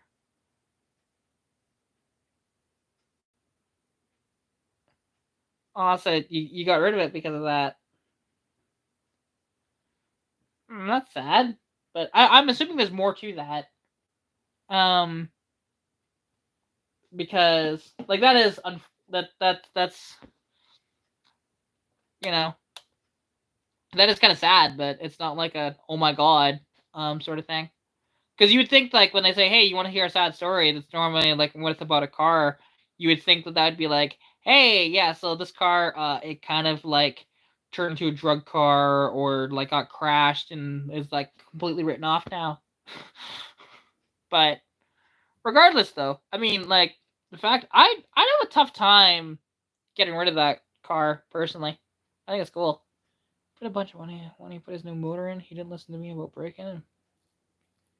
Oh, people do not understand break-in. Like, why? Why? It's so simple. It's pretty obvious. Ugh, dumbass.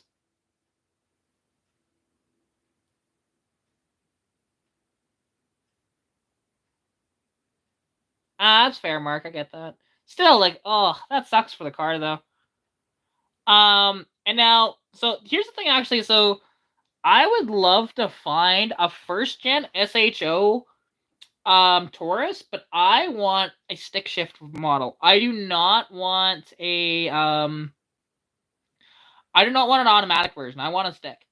100%. It'd be so much fun to roll gears in that car and just beat up on everything because it's such a sleeper. Like they really are. Like yes, there's SHO imposed into the bumpers, but if you don't know what an SHO is, you would think that's just a Taurus. Or you might not even know it's a Taurus looking at it, because, you know, those early sort of Tauruses that way, you don't see a lot of them anymore, so. He beat the car to smithereens with a ball peen? Oh. Poor car. Like, oh.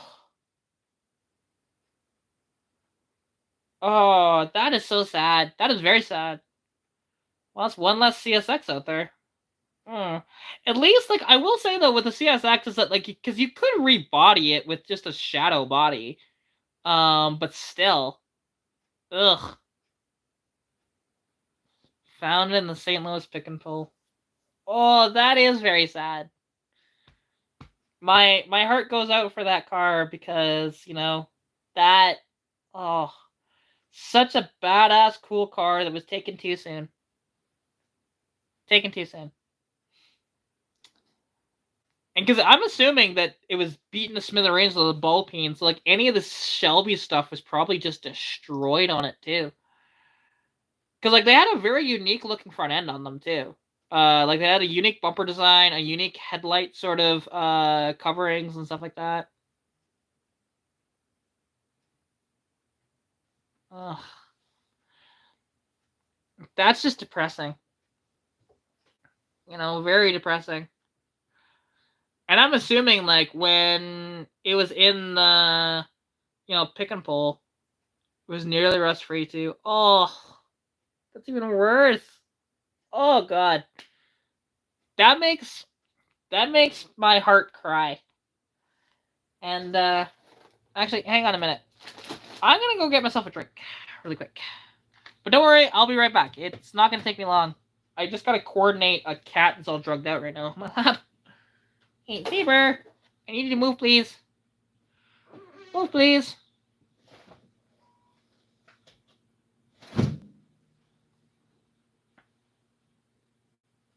Oh. Oh, look at that kitty. See, he's just completely drugged out, and he can barely keep his eyes open. Poor buddy. Oh, but hang on, bud. Oh. You know what?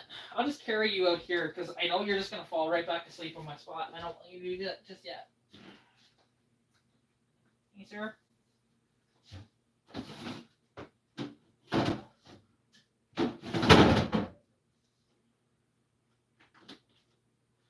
There we go. Alright, come back. Come back around. Turn the ship around. Now, what? I get if you have mental issues, don't get me wrong, but, like, bruh.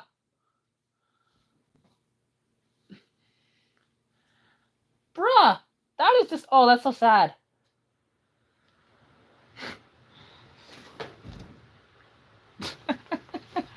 Yeah, that can be tough, Brian. You know, it's too bad that we weren't just able to all go live like at once and we could talk to each other, but but that's not how these work.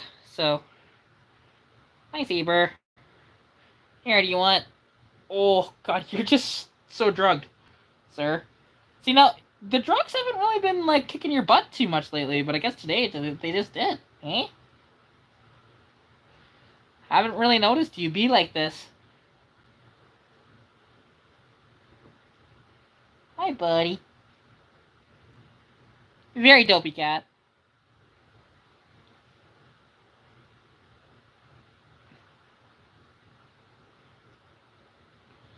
So wait. So you knew that about him, and you still gave him this car. That seems seems like there were some telltale signs. uh that's sad though. Genuinely, I feel so bad for that car. I feel bad for the guy too, because I mean, dealing with that, like, I couldn't imagine. Like, I've dealt with, you know, depression and anxiety and stuff like that, but not to that level. No.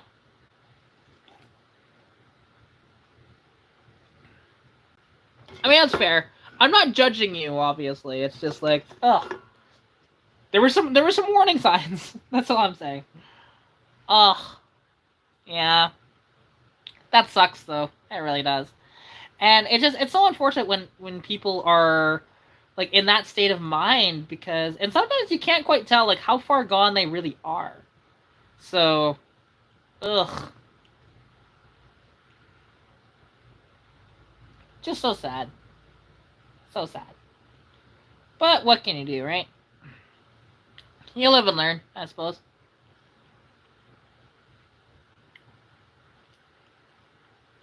Just yeah, I like because I'd love a CSX.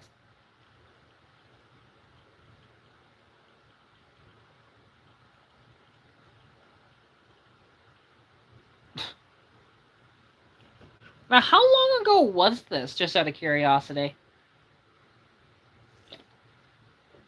because yeah, like that's just so unfortunate to have a car and trade it for some work to a friend, and then they absolutely destroy the car with a ball peen hammer, and they drill out the block. And it's just like, oh, about 3 years ago. Okay, yeah, just oh, that is so sad. But because at the very least, like, okay, say it like blew up and maybe the body got a bit rough. You could easily rebody it with just another Shadow or a Plymouth Sundance, like no problem. And then you can just do a VIN swap, which you have to do legally, of course, but you can do it legally. And it's just yeah. Mm. I see where you can go back to sleep. It's all good, buddy. Eh? Go back to sleep. No, do you want attention now? Eh? Tell me what?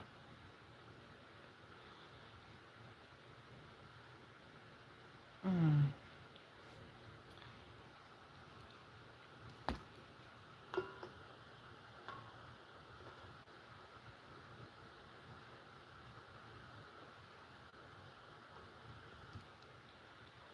Um.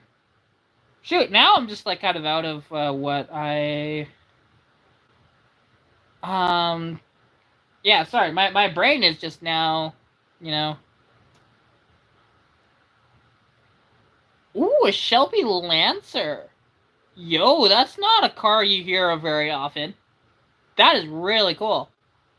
What happened to that car? Did you just happen to sell it to somebody, or um? Hopefully, nothing sinister like that happened to it, because yeah, that'd be really sad. Because those are really cool too. All right, Brian, have fun, but not too much fun because it's the shower.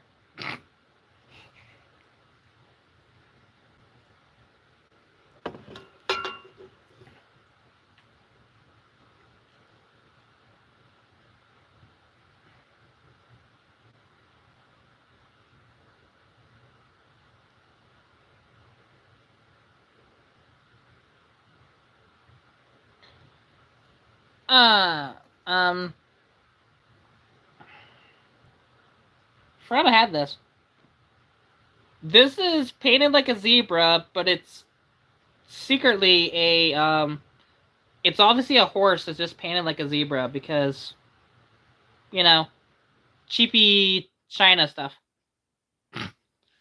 Decided to live with a friend up by Chicago. We were going to bozo it because it was bozo it. What do you mean bozo? I'm confused by that. Like, does that mean like parted out, or I've never heard that term before. Oh, bozoku. Oh, okay. Yeah, I don't like the bozoku design. Those exhausts are the most ridiculous things on the planet. But hey, to each their own. I'm not gonna judge. It's just to me, it's just like it's not my thing. Although those bozoku exhausts, like I do wonder with the whole bozoku, at least where they got the design for the exhaust. I wonder if they got that from Laguna Sega, where they have to like angle their exhaust away from the houses at Laguna Seca, which is the dumbest freaking thing. Like, these morons move next to a racetrack and they're complaining about the noise. Like, give me a break. Fair enough. I mean, I've always wanted to, because like something that I've wanted to do as kind of a funny joke, and I think you might get a kick out of this. So I would like to find either a 4i Plymouth Turismo or a 4i Dodge Charger. And I would absolutely love to put just like Ford Mustang badges on it. In particular, like maybe find a Shelby that has been swapped over to a 4i front end and just put Ford Mustang badging on it, and people would look at it funny and go, "What is that?" Because there's a lot of people that aren't gonna know what it is, right? Because they'll see these Mustang badges and go, "Oh, that must be a Mustang," but what Mustang is this? I've never seen one like it. And you would just like totally be like sarcastic as a joke with it, and just say, "Yeah, this is a one of one Shelby Mustang back from like 1984." Like, yeah, right? Like it would be so much fun. I've always wanted to make like sort of a troll car that way because it'd be kind of fun at car shows and whatever else like that. Or it pops up for sale periodically. There is an absolutely terrible, and I mean terrible. Uh, it is a oh god, what's the name of that? So think about like a Geo Metro, but it's not a Geo. I think it's the Pontiac version of it. Convertible, but it happens to be the 3-cylinder turbo stick. And the thing is totally riced out, and the ricification is terrible on it. Like, it's got these custom tail lights that don't even fit in their sockets properly. Um, it's got this big old wing in the back. The body kit doesn't really look like it fits properly. It's got like this custom blue interior that looks so awfully done. But I would have just thought of like I had the opportunity to buy the car for $400 and I wish I would have. Because I would have driven that thing around, driven it to car shows, and just had people laugh at it because it's fun. But then do like burnouts because it's a 3-cylinder turbo and it'll actually do burnouts. And just have fun with it and beat the hell out of it and not care. I wish I would have bought it, but I didn't. Um, but yeah. Uh, and hey, Mark, don't worry about it. If other people aren't chatting, you can just continue to chat. It's totally fine. I appreciate it nonetheless. It's nice when we have more people in the chat, but yeah. And oh yeah, like Chris, like those, like they're not a super fast car, but they are quite spunky for what they are. You know?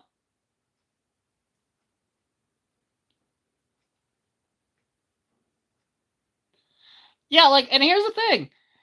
There should be in the contract of buying that house, there should be a clause that says, hey, by the way, you're moving to a racetrack.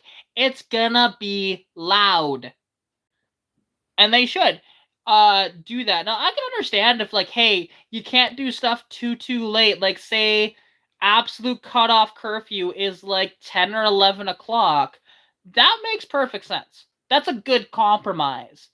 Um, but other than that, it's like no, nothing else. Like no, and I know like the Freedom Factory, is going through this stuff as well.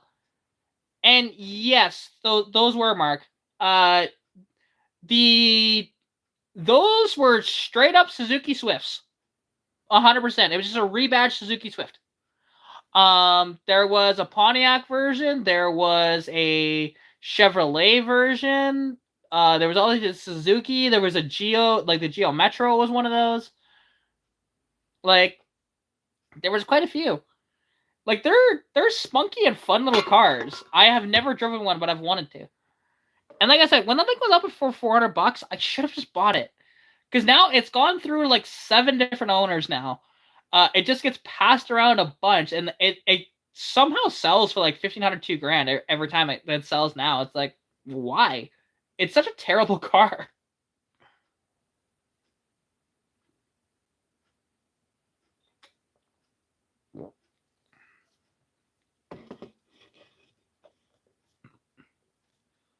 Wait, XFI? Hang on. I've heard of XFI. What is that? Because that sounds familiar, but I can't recall what that is off the top of my head. Yeah, that just it eludes me. It was like a Hypermile Special Edition. Oh, okay. Fair enough. Like, because I know like those cars were like they were very good on fuel economy, but then like you even like there was those super spec. It's no different than one of the because what was that I was thinking of for that? Wasn't the rabbit? No, I can't think of what I was thinking of, but might have been de-stroked. Potentially, like so. I find it funny they're just like, hey, this hypermiler version is like, hey, it's supposed to get better fuel economy. Yeah, it makes less power, so you actually have to use more throttle to go up hills and stuff like that. It's actually worse on fuel economy 9 times out of 10. You know, like it's interesting because there's a fine line between it doing really good on fuel economy and then it not. Like it kind of depends on the vehicle, right? Because like my Mustang, you know, my Mustang gets up 30 to about 33 miles per gallon actually. Just depending on the roads I'm driving on and how much I have to idle it before it actually goes. So that makes a big difference. And also between my summer wheels and my winter wheels makes a big difference too.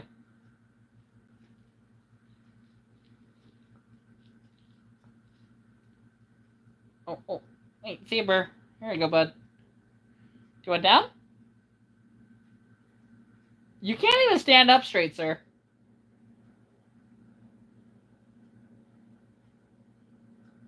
Yeah, like I know a bunch of stuff. Here. There you go, buddy. Hey, there you go. Can you walk? he's all wobbly and stuff. Sir?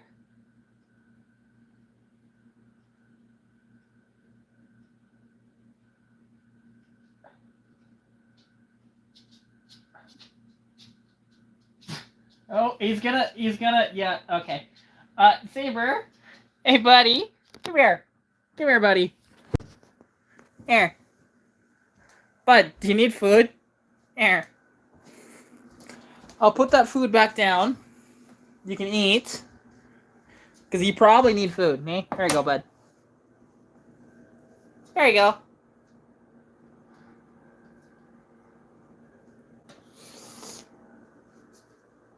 There you go, sir. Poor buddy. Like, he's just so high, and he just can't really, figure it out with his pain meds. Oh, poor kitty. But...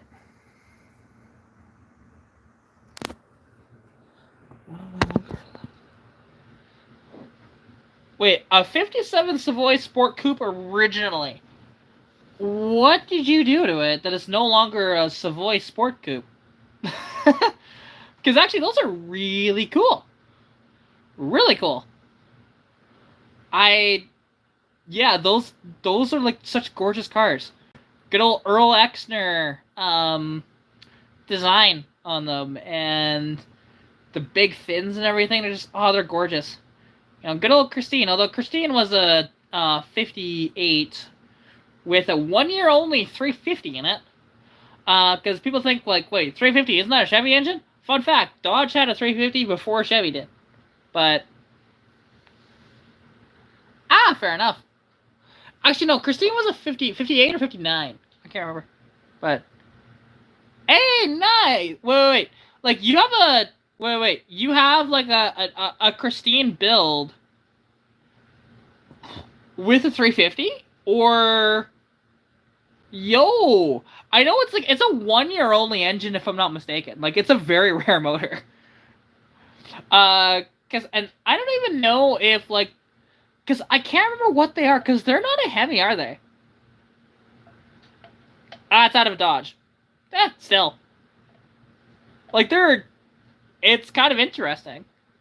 Like I don't know much about. Okay, it's a wedge. Okay, there we go. I couldn't remember if they were a wedge or because I didn't think they were a Hemi, but wedge makes sense.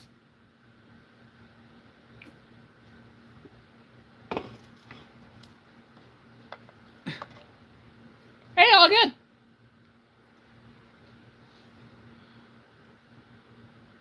Wait. That's a wait. So the 350 Dodge, it's a wait. Is it a B block or is it a wedge? Because technically they're different than each other. Sort well, not really, but they kind of are. And hey, Shane's in the chat. How's it going? VCMD Propulsion is my buddy Shane. So, we're talking about 350 Dodges here in the chat, and it's very interesting. Actually, interchangeable in some aspects. Hey, that's cool.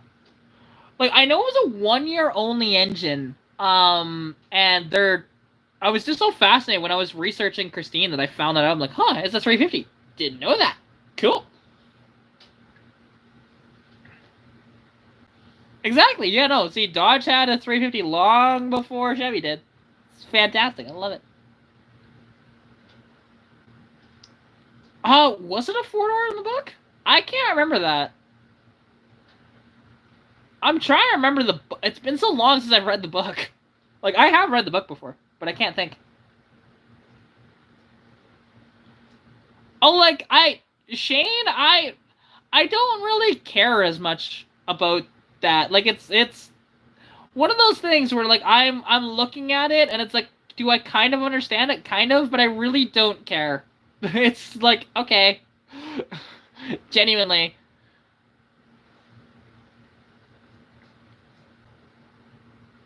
Book is a sad. Okay, see, I didn't remember that, but fair enough. I mean, it's been like probably 15 years since I read the book. I've seen the movie a lot more than I read the book, so. And oddly enough, fun fact, they're remaking that movie. If you didn't know. But yeah, and like we'll see, you know, what if the movie's any good, because a lot of like obviously Stephen King movies are typically pretty good, but it's one of those things where you never know. With modern adaptations, I'd be curious to see. See now, you would think like a one make club like that where it's all identical vehicles might get a bit old. Like, you know? You'd almost think so. But I guess it's more the people as opposed to the cars.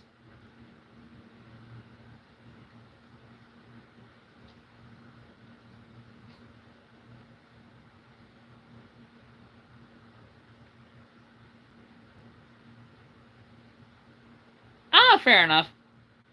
Because yeah, if like, because if the Christine Car Club was all just hey the exact same, you know, Plymouth between all of them, painted the exact same, that would get a bit old. I would think. And oh, did it? Okay, that was weird. Was that like all like that? Nice, that's cool. Yeah, and hey, Shane, that's fair. I mean, it's one of those things where like it's one of these things where I don't know. With me, when it comes to like stuff like that, it's like it's automotive, sure, but like I read that and I'm like, okay, it's cool, but I don't retain that at all. It's just to me, that's just kind of the boring side of the automotive stuff, more so. Wait, like a 3 on the tree on yeah on those old like Plymouth slash Dodges from the late 50s, that way. Well, see now here's the thing, Mark. See now were any of them like say somebody got a trailer and found an absolutely trashed out one and they purposely made it catch on fire so that it looks like the burnt out version that went through the gas station? That'd be cool, actually. If you just find one that's just, it's horrible. Like, even just find, like, a four-door that's horrible.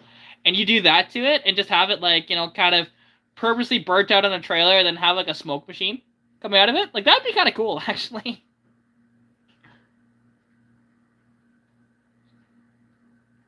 See, that's true. You don't see very many clean ones.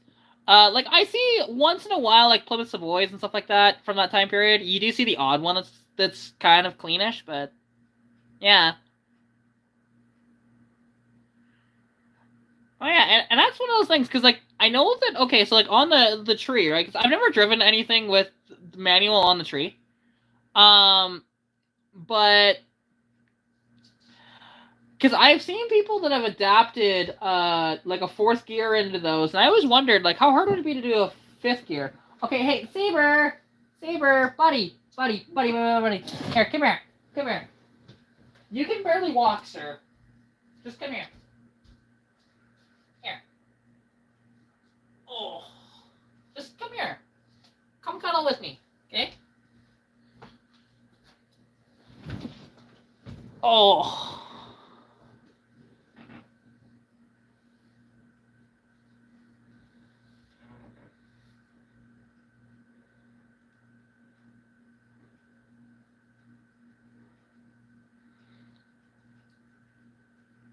Because like I've always wanted one, and like because they do pop up, and they're actually like I find half decent like daily driver versions of them for like honestly like 3,500, 4 grand, stuff like that. It's interesting. Oh yeah, you see three on the tree. It wasn't uncommon to see three on the trees, um, as much through like the '60s and into the '70s. Surprising, like they had three on the trees into the '80s with Fords, which was surprising to me when I found that out.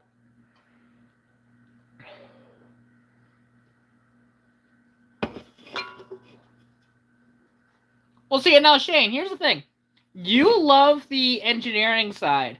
For me, I don't really like the engineering side as much. Like, while I understand some of it, it's one of these things where I don't find that part fascinating. You know, where you, being an engineer, you like that side. So it's different avenues, right?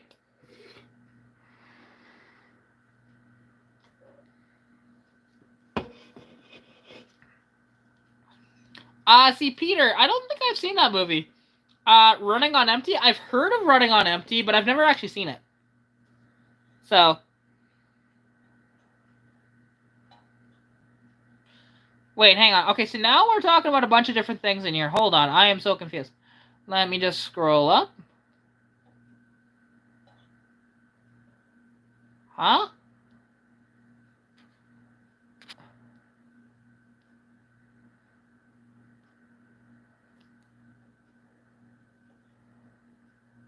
Um. Wait, your dad happens to have a checker marathon? Yo, that is dope. That is cool. Checkers. I've only ever seen one, and there's a checker that it's kind of destroyed, but it's actually at a junkyard that is in Tilly, Alberta. I remember seeing it. Like, if you watch my YouTube video of that junkyard tour, it's my junkyard tour that has the most views on it. You will actually see that checker towards the beginning of the video.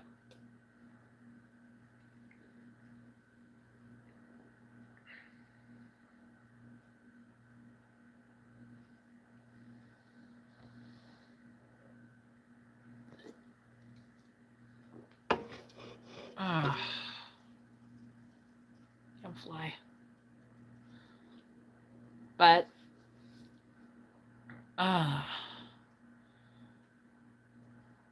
wait, I've never seen a '50s Chevy with the like a '55 Chevy with an overdrive. I don't think I've ever seen that. Was that factory? Because I don't remember them really putting overdrives until like the '80s in most vehicles, unless if it was like a four banger or a six cylinder for some reason. Because V8's just like, no, you can't possibly do that. Well, okay, like, Shane, I know, but I was asking him because, like, he said that they have, or could have, at least, a separate overdrive. But it wouldn't have been gear vendors out of the factory, though. That's what I'm getting at. Like, was this a factory deal, or was this, like, an aftermarket, like what Shane said of gear vendors? Because I don't think I've seen that. Period. Because, again, like, they didn't really put overdrives in a lot of vehicles until, like, the 80s. Very seldom, unless if it was like a European or a Japanese model.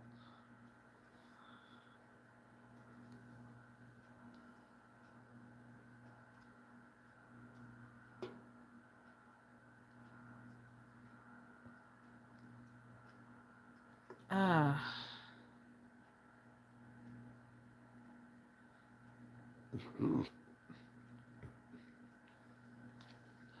Wait. They want $120,000 for a checker limousine? That seems overly expensive for a checker. Like, I know it's a limo and like it's cool, but 120,000 Aussie dollars for that. That seems way overpriced. But then again, it is Aussie land, so there's that. But it's like, wow. Ah, okay. See, Studebaker makes more sense. Studebaker was way ahead of their time when it came to some of this stuff. Yeah, see, that makes more sense. But Chevrolet, yeah, no, definitely not. Studebaker was a lot higher end company than Chevrolet.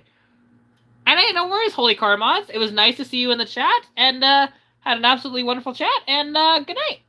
I will catch you later, hopefully. Peace out.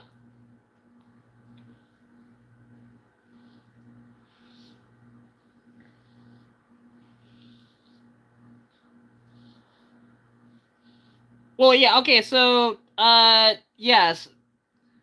Power glides with Chevrolets were... So, like, you say a lot of the big V8s. It's like, no.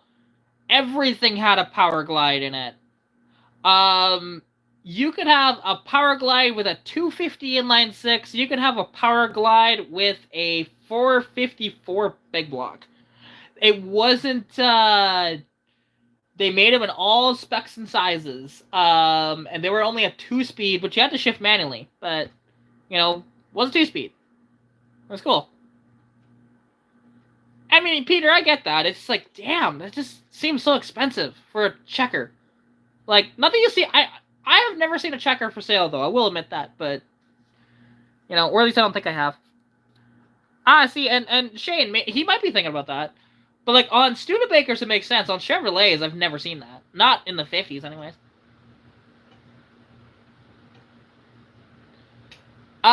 Chris, no. You had to go from low gear to high gear. Like, they did not have a clutch, but you did have to switch it from low gear to high gear, if I'm not mistaken. And all power glides were on the column, too.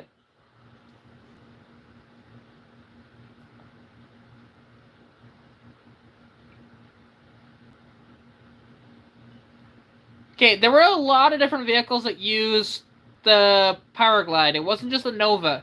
You could have power glides in a Chevelle, in an El Camino, in an Impala, even actually, I don't think they were available in trucks because the trucks typically had like turbo 350s in them or turbo 400s. But you know, all these like just any vehicle that you can think of from Chevrolet in from like the 50s onto the early 70s, a power glide would have been an option typically. Not all of them, but a lot of them do. And that's true, actually. But people put those power glides in the dragsters, though, so that's a little different. Yeah, see, and like there was Camaros with them. Firebirds had power glides. Like Cutlasses, Skylarks, Chevelles, like you name it. If it was a GM product, it would have had a power glide as an option, most likely. There was a couple that wouldn't, like you know, an Opel GT wouldn't, and stuff like that. But that's a little different. So they technically like inline sixes. The reason why inline sixes aren't used as much as they used to is because it was harder to extract power from an inline six. V8s are so much easier to extract power from. That's the entire reason why. And inline sixes also, for packaging reasons, they're not used anymore. Um, so because inline sixes are, they're very long and they're typically tall, right? So trying to fit them properly into a lot of these engine bays, it just doesn't work as well as it used to. So that was the problem, right?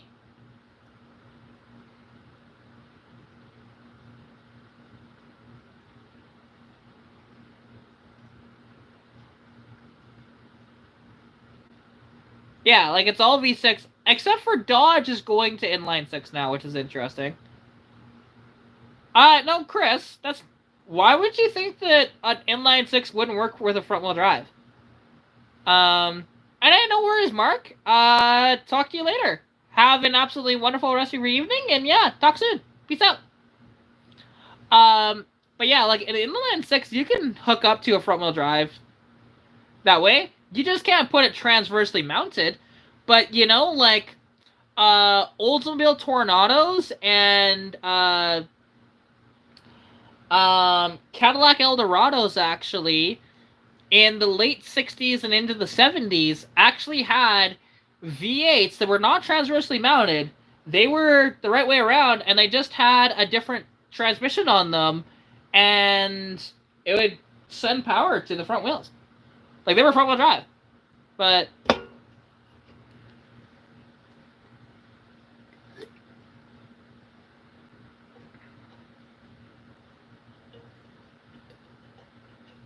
so, here's the thing, like a an inline six can work with a front wheel drive system. It's just you have to do it wonky, like GM did their front wheel drive systems when they first started to do front wheel drives. Because like it's interesting. Because basically, like how they work is so on the Cadillacs they'd have a 500 cubic inch motor.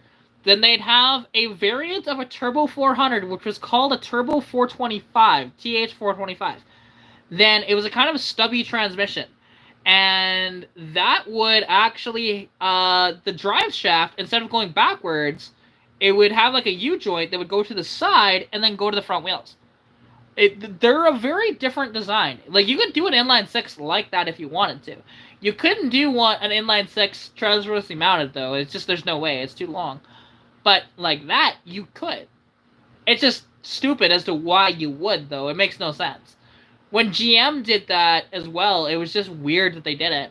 And when you look at, those Eldorados, their hoods sit low, but the engines sit very high in the engine bay, though. It makes it a little easier to work on as opposed to like a DeVille where it's like so far in there. But yeah.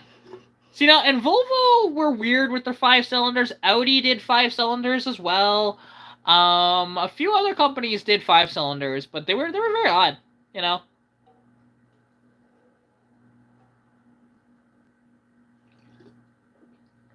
You see, I just talked about how those worked. I just talked about how those worked with their front wheel drive systems. A friend of mine owns one. He has a 73 Eldorado, 500 cubic inch motor, front wheel drive. They're not transversely mounted. They're mounted traditionally. They sit very high in the engine bay. They have a modified Turbo 400, which is Turbo 425, and yeah, it's just basically it just on the end of the drive shaft, it sends power via similar to like a transfer case, and it goes to the front wheels. Now, it'd be interesting to make one like all-wheel drive. That'd be dope. But the transmission still worked as a traditional transmission. Like, there was no difference other than packaging of it. That's the only difference that there was. And, like, it would send, so the power to the output shaft of the transmission. Then it would have, like, a small little, like, transfer case, essentially. And then the drive shaft would be spinning and going forward. Simple as that.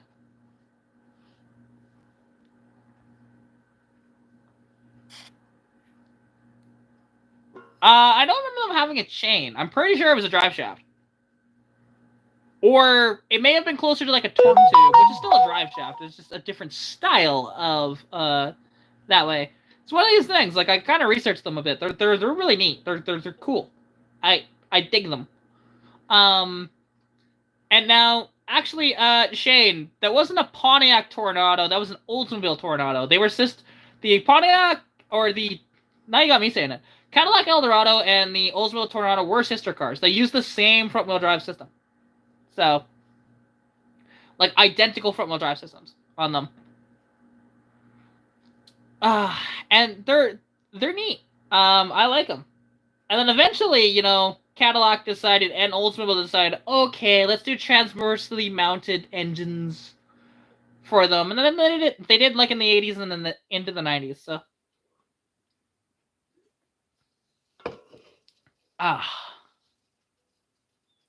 yes, I have. I have driven a 73 Cadillac Eldorado with a 500 in it. My friend owns one. My friend Joseph.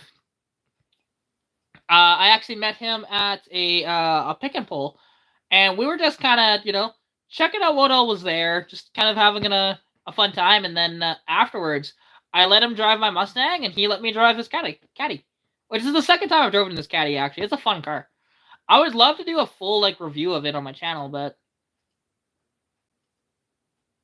oh yeah, they did. They were big ass cars, you know.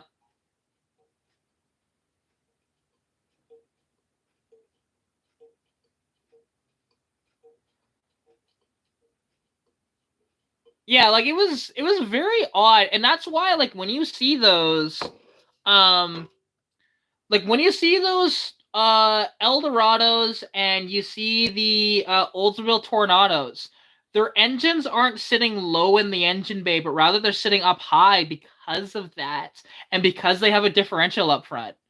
Like they had to raise the engines up quite a bit. That's why they're handling. I mean, not that their handling characteristics are supposed to be good, but they sucked compared to a regular DeVille where the motor was sat down in there. And yeah, Chevy had a Colorado. Fun fact: you can get a 5-cylinder in a Colorado too. In the first generation Colorado, not the new ones. They were weird, but exactly. Like they're super comfortable. Like if you've ever driven one or haven't driven one, I'll explain it as this: it's like driving the most comfortable couch you've ever felt going down the road. Because his Eldorado that I drove is actually a 73 Eldorado El Clasico, which was a special edition that they made of it. And it has a boomerang antenna on the back. It used to have a TV in the back too. Quite a cool car. And there's way too much upholstery in that thing, and it's got tilt steering. It's got all the options you can think of. It has them. It's pretty cool. And I like those cars. Would I own one? I'm not sure if I would. Maybe. It's one of those things where, they're great. And now it's interesting because they all had, not thermoquad. What the hell is it called with their? They used that style of carburetor forever, but they had a unique version of it where it was like 800 CFM, because that's what it needed. That way. Okay, it was a chain. Okay. I, for some reason, thought that they were a drive shaft. I didn't realize they were a chain. My bad. So Chris was correct. I always thought that they were a drive shaft.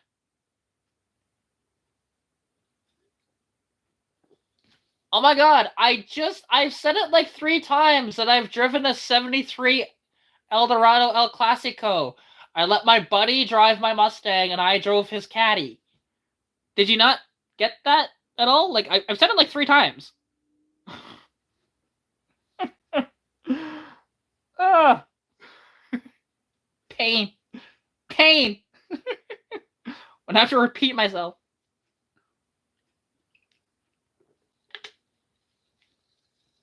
And yeah, they didn't get really good fuel economy.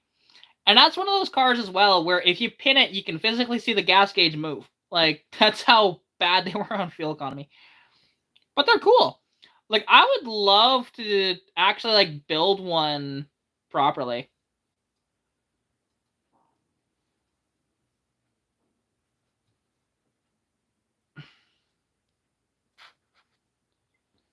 The Eldorado never had a V6. They were always V8.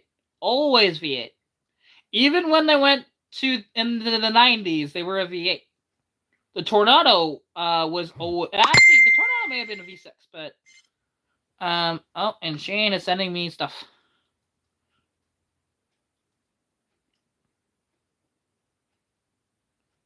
Yeah, okay. Yeah, okay, I see it now. Yeah, they're weird. But yeah, like I don't know what you're talking about there, because there was no 4-banger or a 6-cylinder in an Eldorado. Oh no, it was not slow. A 500 cubic inch caddy motor makes a boatload of torque.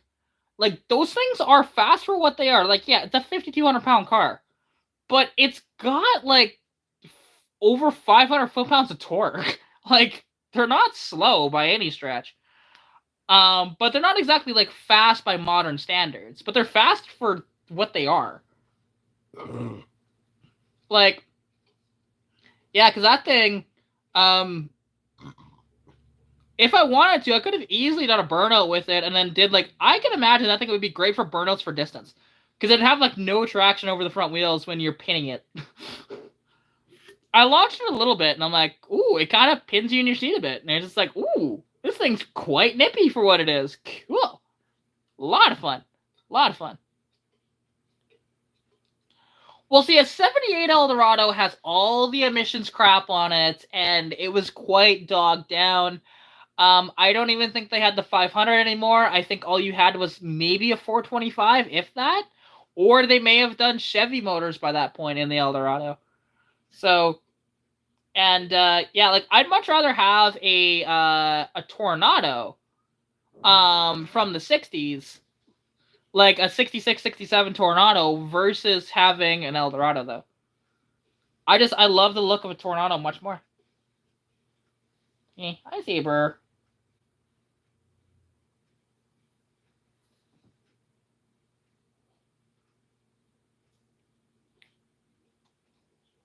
Absolutely, it would. Yeah, yeah, 100%. Like I said, go look up the power numbers of a 69 to like a 73 Eldorado. They make a ton of torque, a ton of it. And also, you can only rev the motors to like 4,800 RPM as well. They had bad oiling systems. So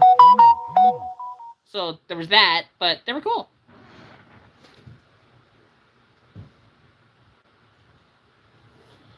Okay, how far are you behind the live? You must be way far behind in the live, because I talked about that a while ago. Oh, I can imagine that those transmissions would be expensive because they're kind of like rare. Because again, it's a turbo 425, and it's their sort of front wheel drive tranny that they had then, and it was only put in the Eldorado and the Tornado, so it would be pricey. I can imagine to rebuild one.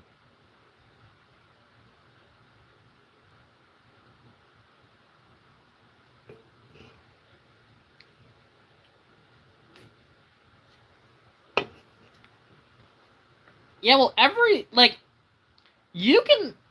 There was a lot of engines that were fantastic. Okay, holy crap, are you far behind? Can somebody?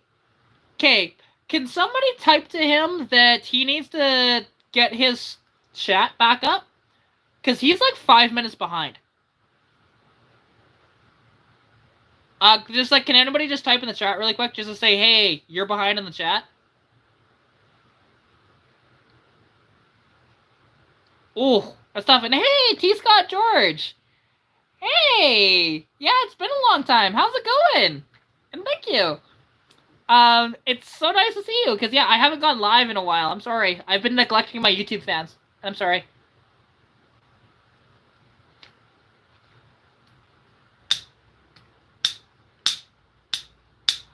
Yeah, no, because we're... Excellent. I am glad to hear it. Unfortunately, I don't know if you've seen recently, but my windshield decided it was gonna crack on me, so that was fun. I'll have to replace that probably within the next month or two. But oddly enough, friend of mine, if he can get it extracted out of the car, he has a Carlite windshield that he might actually I don't know if he's gonna gift it to me or if he's gonna sell it to me. I'm not sure yet. Have to figure that one out. But that'd be good because I don't want a PGW or something like that. It's just terrible windshield. Oh, did you? Okay, I didn't see that comment. Oof. Yeah, see, and I know like a Mark V has a unique windshield compared to like my Mustang. Not as many of those windshields around. Ew. And one of these things, like I don't. I've been live for almost 2.5 hours, so you know, if you've commented within 2.5 hours, then yeah, I wouldn't have seen it. So.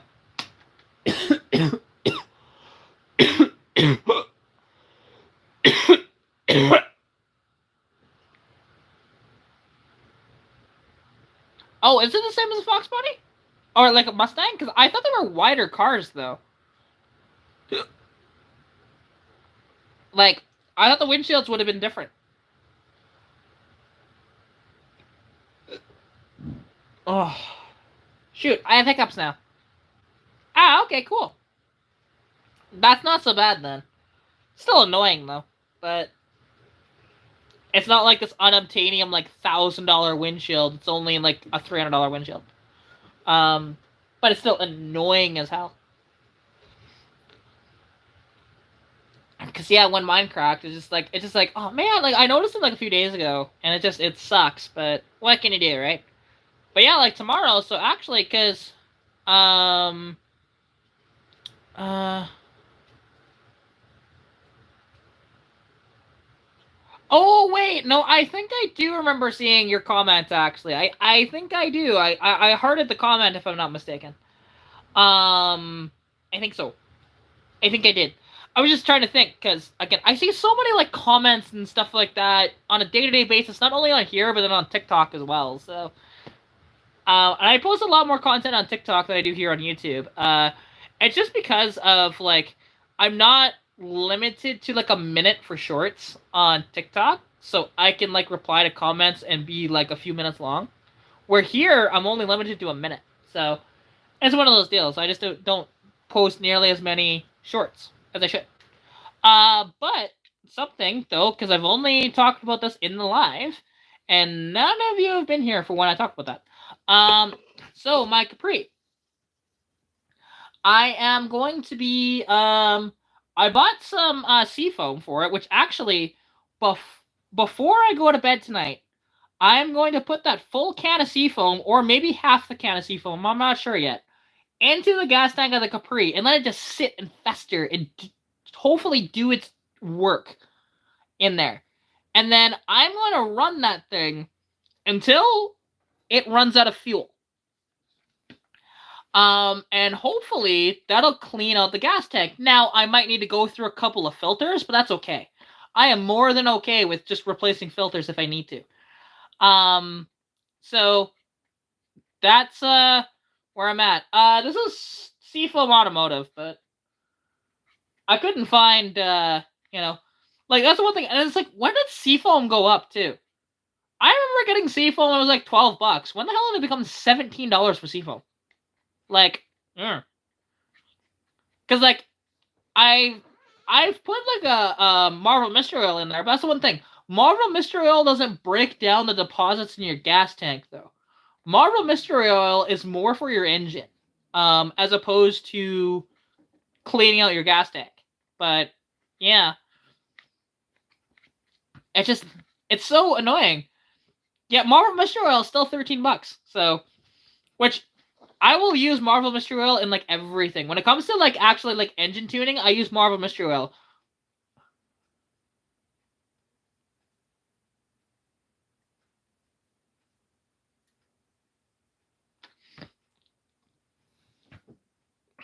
Well, Shane, there's still fuel in there. Like, it's not completely empty.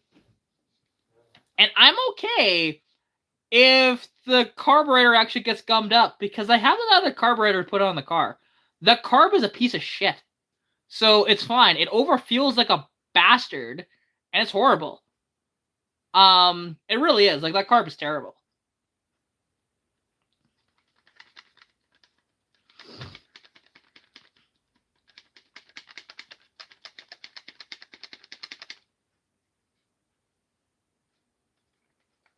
Your brake fluid leak has stopped mostly. What do you mean by that?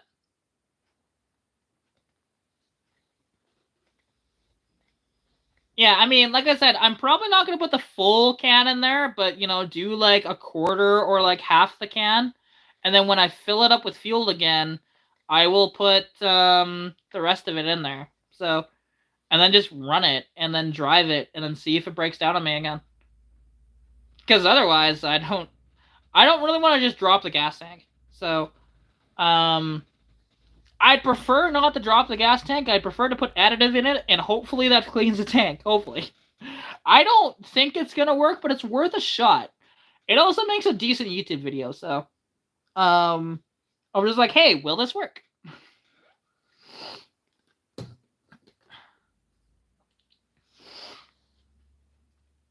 But yeah, no.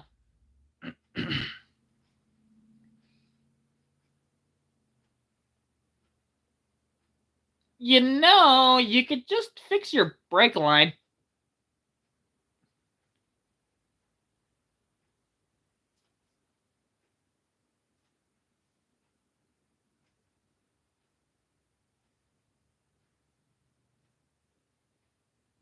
Oh, hey! Merry belated Christmas to you too. And that sucks. Like, I know that there is some crap in the tank. I don't know what all is in there, but yeah, because I know that the problem that I'm having, which also the seafoam might help with this too, to clean out like the fuel lines as well. Because like what I might need to do is run it like that, and then just use an air chuck and send it all back into the tank, and then run it for a bit, and then send it all back into the tank again, and just keep doing that over and over and over again, for a little while. So it's one of these things, and like, and then that carb, like I said, on it is a piece of shit. That Autolite carb gets 16 miles to the gallon because it overfuels bad.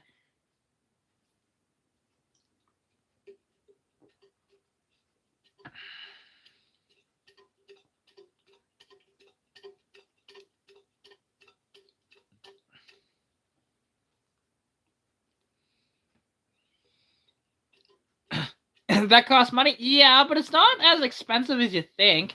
Because, like, it might just be your rubber lines, which are very, very, like, rubber lines aren't that expensive. Now, I understand not having money. I get it. A lot of the time, I don't have money. But that's not so bad. If you have to replace a metal line, that's different. But still. Hey, no, it's all good. That's one thing. I can, I can bop and groove, and, yeah.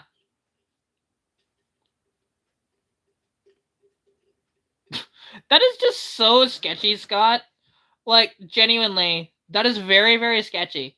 To have your brakes, like, your brake lines leaking like that? It's like, I don't screw with that. That's a safety thing, man. Like, that's just scary.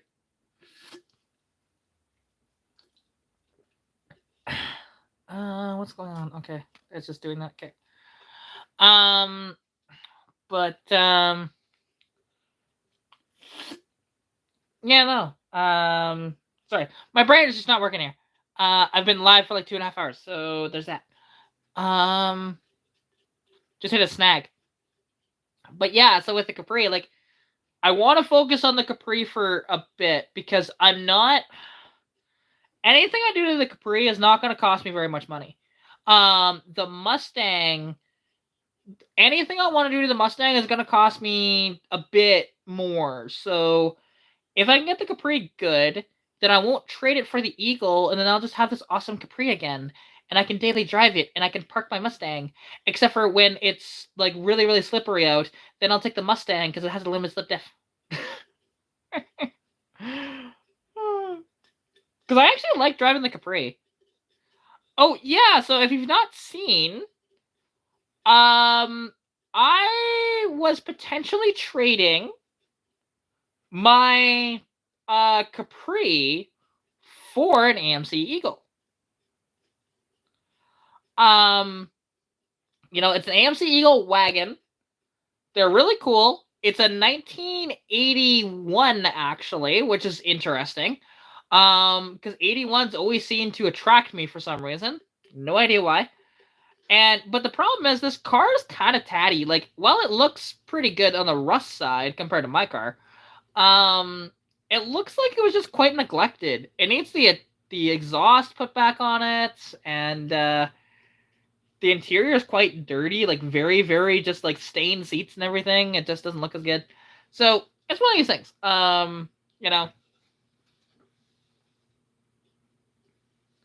So does it look lifted? Kind of.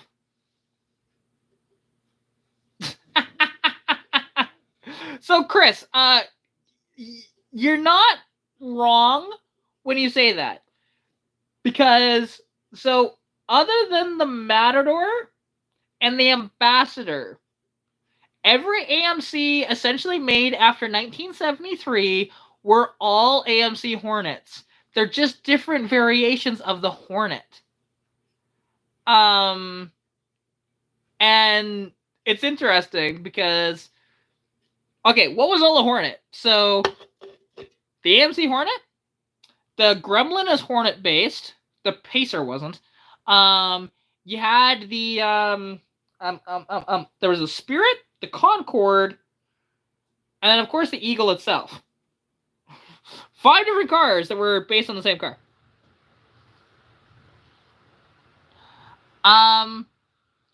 But hey, you got your 56 up and running, and you're gonna register it. That's dope. I love it. I love that truck. That thing's cool.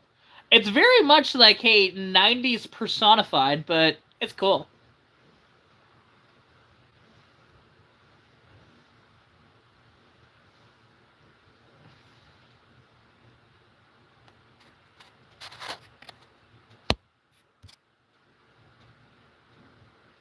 Like the Jeep Liberty on a Fiat 500. Yeah, it's one of those things. A lot of those. Now, okay, Peter, you know what's interesting about it? So, AMC was the first one to actually do an independent front suspension with a 4-wheel drive system. Subarus were all-wheel drive, and they didn't have an independent front suspension on them. Not right away. They did eventually get there, but they weren't in the beginning. And it's kind of interesting, right? Ooh, a garage fire near your parents. Ooh, I hope everything's okay. Jeez, that's no good. Ew. Glad you're back though, but ew. And that's the one thing, and so Subarus are boxer engines now, but back then they weren't. Subarus back then were just a traditional sort of 4-banger style. It wasn't until like the Impreza came out that they went with the whole boxer design. But yes, all Subarus still have boxers in them to this day. If I remember correctly, they're all, unless if they actually use a V6 now, but I think that's still a boxer 6. So, but Subaru didn't always have boxer engines in them. Fair enough. No, Subaru did not invent the boxer engine. No, they did not. Volkswagen had the boxer first. Volkswagen had the boxer design in 1938. So, and the boxer may have even been prior to that, because all Beetles are boxers. There was the Corvair that was a boxer engine as well. every Porsche ever made, except for like 928s, 944s, Panameras, and 924s, were all, and Cayennes and Macans, were all, boxer sixes or fours.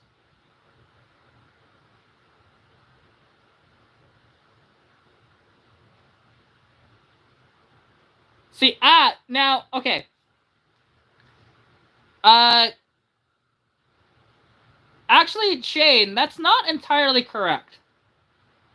Um, so, it wasn't a Dodge engine at all. That's straight up an AMC straight six. Never used Dodge motors in an AMC, period. The transmission could be that transmission, but the automatics were based on a 904 Dodge transmission.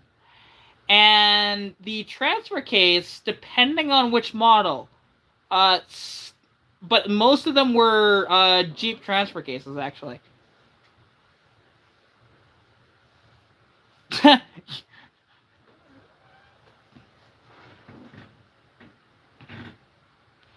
Oh yeah, like they had a modified bell housing on them, but they were, like I said, the automatics were like Dodge 904 trannies. They weren't Ford transmissions. Um, and yeah, they're neato.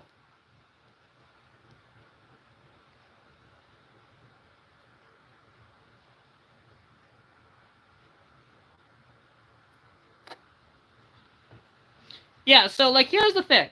So you sit in an AMC, the first things you're gonna notice is, like, okay, so look at the steering column. The steering column is straight out of a Chevy. Although it has an AMC key, but actually I think it's a Chevy key that just has an AMC logo on it.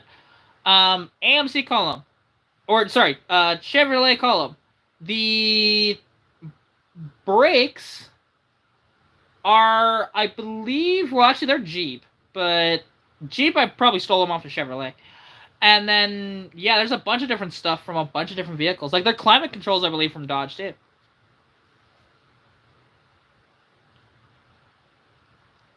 So, fun fact, Scott, yes, they did. You could get a Turbo 400 in a Bentley in the 80s. From the 80s and into the 90s, they used Turbo, I believe it was Turbo 400s in them.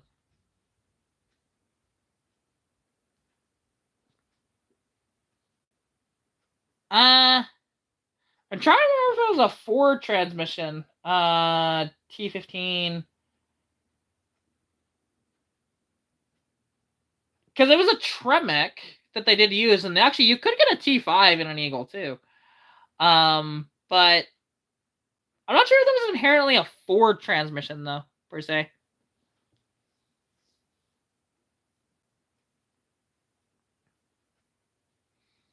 Oh yeah, Gurney, that makes sense. To be honest. Yep. That's cool actually. You have a V8 freaking one. That's dope. I love that you have the AMC V8 in your CJ. And yes, so AMC had their own engines. They very rarely used anybody else's engines.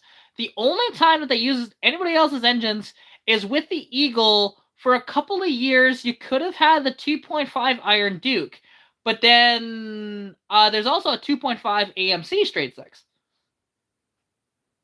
Oh God, no, no, no, no, no. We don't talk about the diabolical Aston Martin Signet in my chat. No, no. That's a Scion IQ that has an Aston Martin grill in it. And the whole reason why it was built so that they can reduce the emissions of the entire brand. So they could be emissions compliant with that freaking thing. It was horrible. It was way overpriced. A Scion IQ was like 22 grand, but an Aston Martin Signet was like $50,000, and all it was a rebadged fucking Scion. Just no, that thing's awful. Like anybody that bought one of those, it's like you're a moron. Why would you do that? Why would you pay for an overpriced Scion IQ? You shouldn't. Nobody should. Nobody should do that.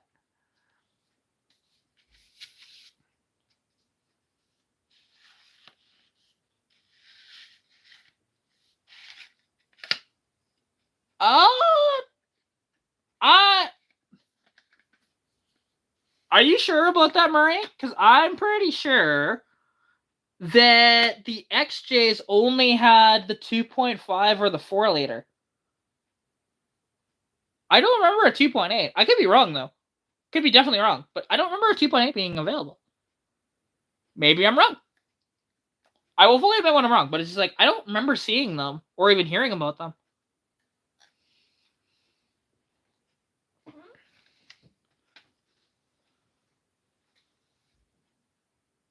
Okay, there you go. Okay, I was wrong. I didn't realize. So, okay, so they used 2 Chevrolet engines in them. Fun fact, actually, when it came to, so Chevrolet and AMC actually did a bit of business together, not just with those.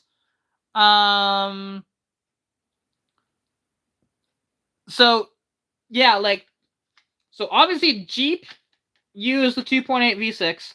You could also get the 2.5 Iron Duke, like I mentioned, for a couple of years. But then, here's something interesting: is AMC actually had a deal with Chevrolet because Chevrolet was developing a rotary engine in the early 70s. And they spent a whack of money on this thing. But then the oil crisis hit, and unfortunately, they screwed AMC over. AMC had, like, I think $100 million invested into this rotary, and Chevrolet had, like, about $300 million invested into it.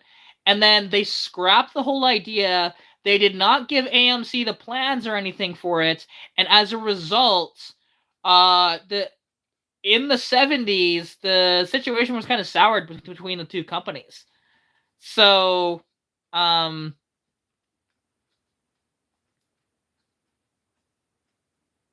yeah, and it would have been interesting to see, like, Chevrolet, rotaries and AMC rotaries out there. Would have been interesting.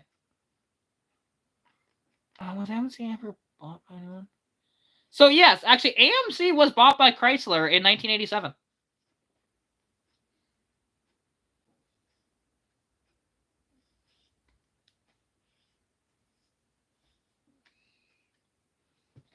See, AMC. What's interesting? So, okay, Chrysler bought AMC strictly for Jeeps. They did not care about the rest of AMC's offerings, although they kept making. So in 1987, then they made the Eagle until 1988, and then there was no other AMCs available after that. And so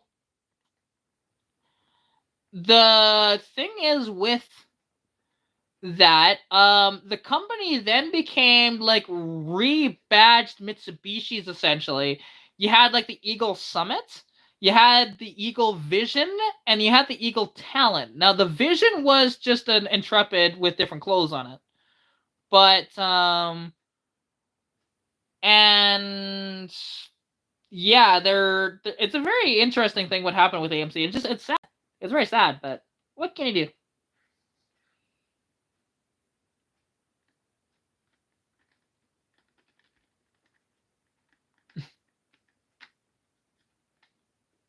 Yeah, that's interesting that it's got a Toyota tranny in that Mercedes. That's bizarre. But then again, you know, but that's like the start of the really unreliable Mercedes, is what you have out in your driveway right now. It's true they were. Fun fact. Speaking of Toyota and GM in bed together right here. So the thing is, GM actually, so they obviously had a partnership with Toyota, and it spawned before that. Did you know that you can get a final generation Toyota or a final generation Chevrolet Cavalier rebadged as a Toyota and right-hand drive in Japan? They were called Toyota Cavaliers. They're identical to a Chevy Cavalier, except they've got amber turn signals in the back. And they're right-hand drive.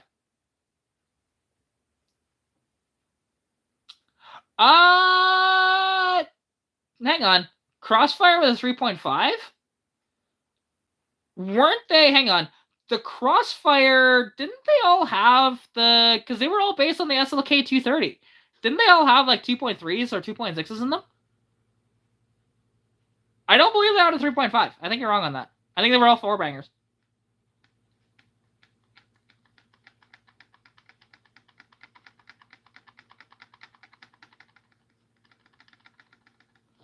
Okay, you kept saying AMG instead of AMC, so that was throwing me off there. Yes, and the Cadillac Cimarron is literally a Cadillac Cavalier, and it's terrible. It's an early Cavalier, which makes it even worse, because the early Cavaliers were terrible cars. The late Cavaliers were good cars.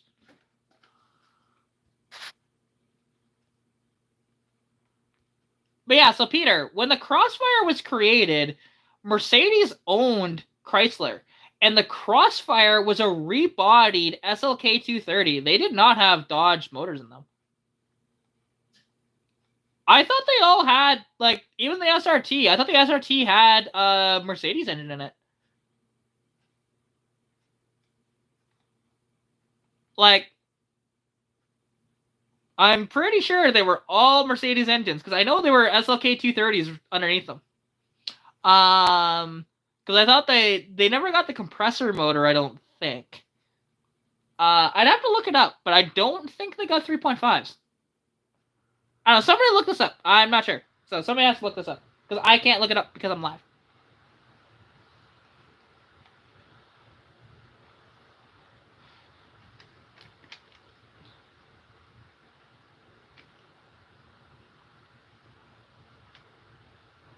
RIP. So, okay, the Eagle Talon, regardless of generation, was, yeah, okay. See, the 3.2 V6, that's what I thought. So the 3.2 V6 was a Mercedes engine. It was not a Chrysler motor. So, there we go. That's what I thought. That's the same engine that's in the CLK 230. Or 320, I should say. Sorry, not 230. Yeah. And yes, the Eagle was an Eclipse. And there was 2 different generations of them. There was the really cool kind of boxy one in the early 90s, which was cool. They had all-wheel drive available and everything. They were kick-ass. And then they had the last generation of them, which was a second-gen Eclipse. Directly just, hey, here we go. Let's just change the badge. Done. Identical cars. There was nothing different between a Talon and that other than badges. But yeah, and the bump in the hood, like the bump in the hood on them was only the turbo models, because that was a turbo bump, because they needed that in the hood to, you know, house the turbo.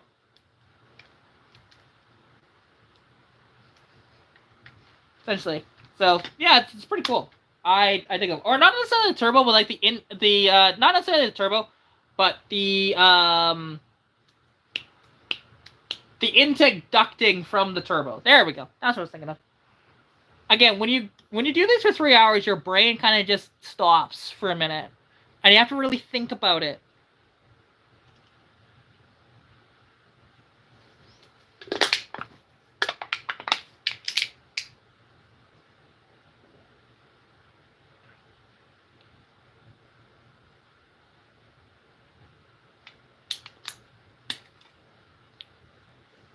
Wait, Shane, what are you talking about?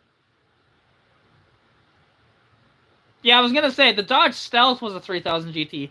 Although, that wasn't just a rebadge job. Because they did do quite a bit of differences between them. Like, you cannot get a super badass version of the Stealth. Like, yes, you could get the same twin-turbo V6 that they had in the 3000 GT. But there was no active aero, there was no four-wheel steering, there was none of that stuff.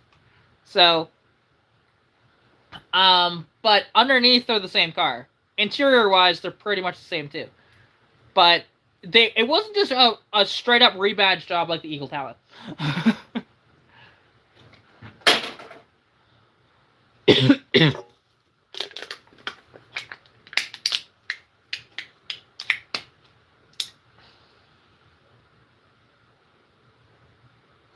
What do you What do you mean by with door conversions? I'm confuzzled by that.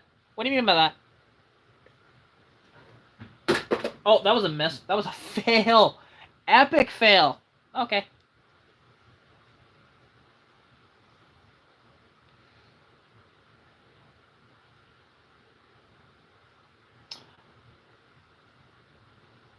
Oh, ew. No, no. I'm not a fan of Lambo doors. Not my thing. Not my thing at all.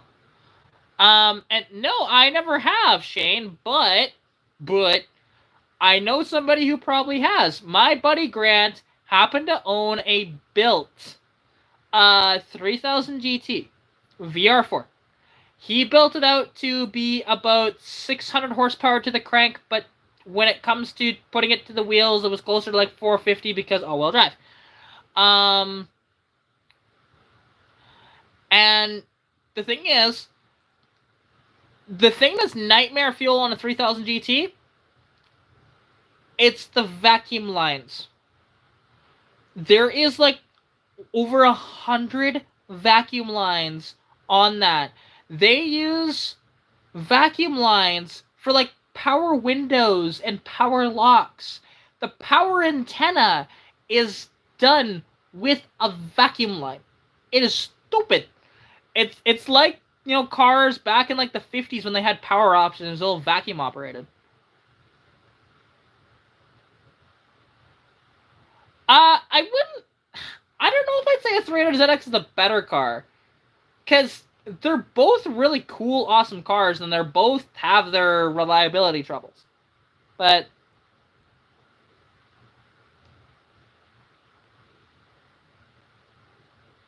that is interesting. Why would they do that?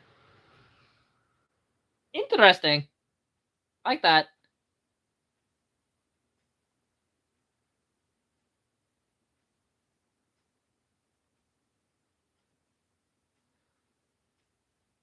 Yeah, that is very, very interesting. Very interesting because, yeah. Sorry, my fingers are feeling a little off, so this is a little exercise I learned when I was younger to get them to feel better.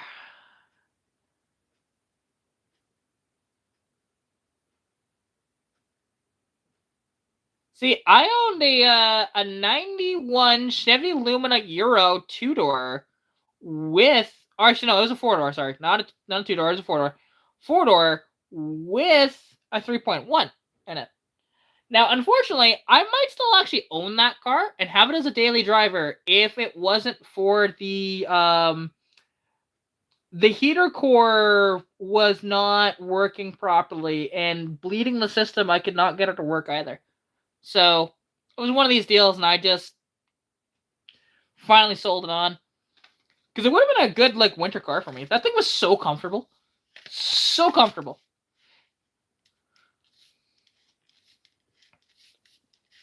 I mean, the Z34s were quick, but the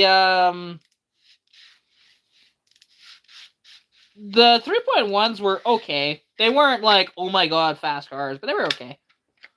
Like, that car had some spunk to it. And I enjoyed the car. It was cool. Well, see, the problem with the Ford Probe. So, the Ford Probe is a Mazda 626. Or, sorry, MX6, not a 626. My bad. Mazda MX6. That's what a Ford Probe is. And the problem with the Probe, it always got a bad rap because that was supposed to be the Mustang. Like, the Fox body was supposed to end in 1986. The Aero Fox bodies weren't supposed to exist. And so they very quickly went, oh crap, we made a mistake trying to do the Mustang as a front wheel drive. So then they, went to, let's just modify the Fox body very quick. Okay, here we go. let's put a different steering wheel in it. Let's put a different dash in it.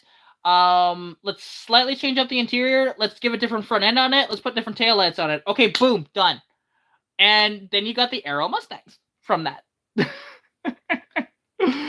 So it's one of those things. And Dodge K cars are cool. You know, oddly enough, actually, like my dad owned a variant of a K car. He actually owned a Plymouth Acclaim with a 2.5 turbo and a 5-speed. That thing was fun. Very fun. Yeah, Peter, it wasn't just a flop there, it was a flop here, too.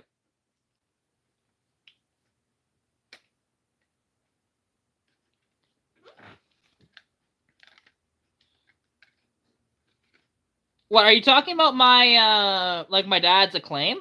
That thing was...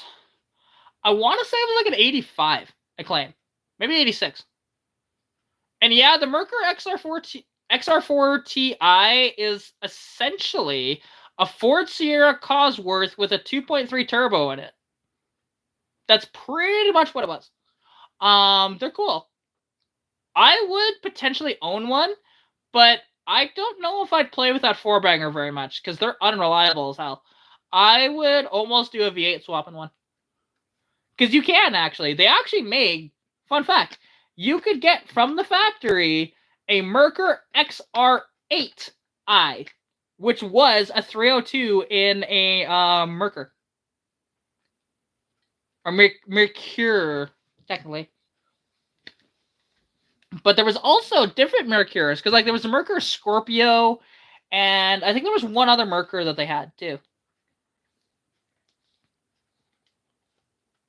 But, and also, for some reason, the Merkurs were never allowed to have an intercooler on them for some reason. But the SVO Mustang did. And my guess is that they didn't want the Merkur to be faster than the Mustang, is my assumption, when they were out. And they were kind of a flop, too. They didn't last very long. And then Merkur, it's a weird thing.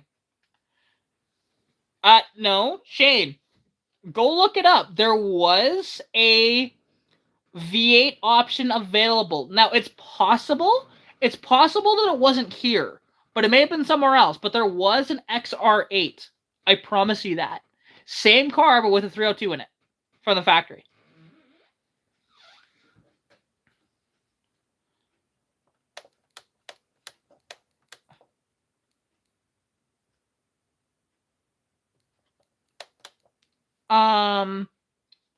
But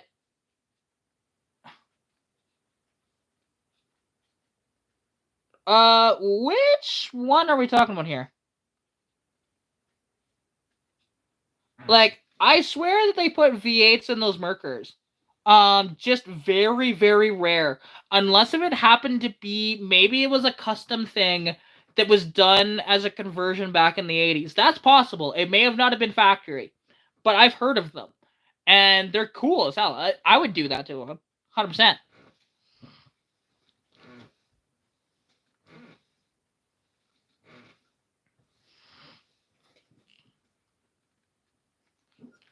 Yeah, like, I don't think I've seen one in person. So... And, well, Murray, you had to put an asterisk on that because you had to have been making the... You had to be making peak boost for it to make the same power as a 302.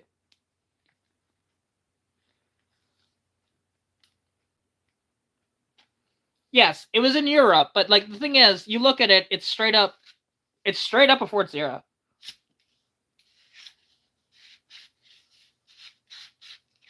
Okay, we're not talking about, like, Jesus, you're so far behind. We stopped talking about the Eagle Talon, like, 30 minutes ago. Like, he's still on about that. Okay, we stopped talking about that, like, 30 minutes ago, dude.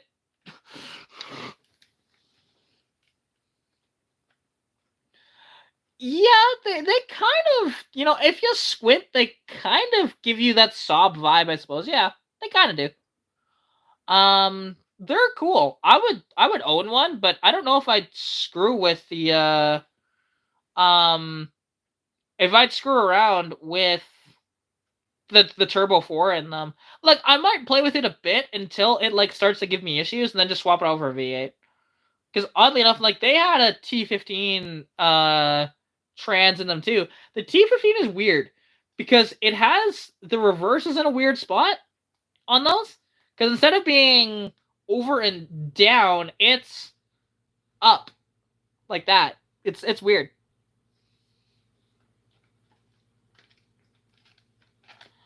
Oh yeah, there's been a few of those 8.6s, FRSs, or BRZs with an LS swap in them. Many people have done it. It's getting kind of common actually, because those Subaru motors, well, they like to go boom. So.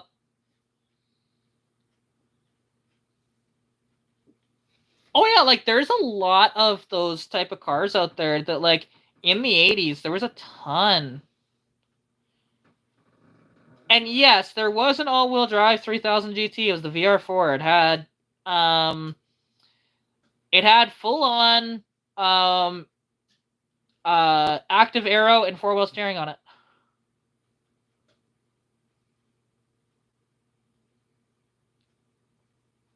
See, now what's interesting, now, because you're thinking of the Escort Cosworth there, which, you know, those have some sweet little four bangers in them. But what's interesting, so the Ford Sierra Cosworth actually used a Ford 2.8 V6 from them. And they actually didn't produce as much power as what they did over here. Fun fact. But the Escort, we never properly got an Escort Cosworth. Like, we did kind of. So there were some imported that were left-hand drive from the gray market over here. And there is a couple that you find every once in a blue moon. You'll find one for sale. It's left-hand drive rather than right-hand drive. It's cool.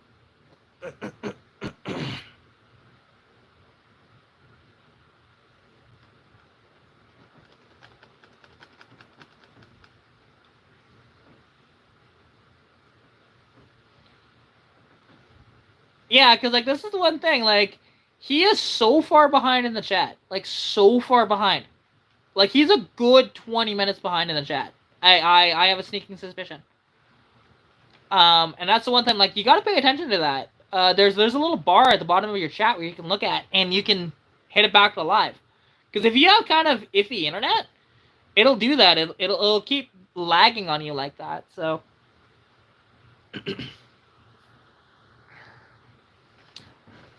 Ah.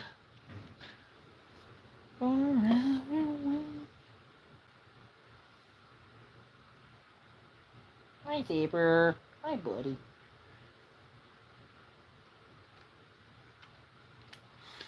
Like, I'm pretty sure it's about 30-ish minutes. Like, that's just, it's brutal.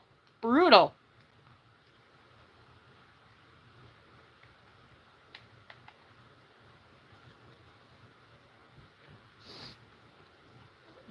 So yeah, just, you know, popping and grooving.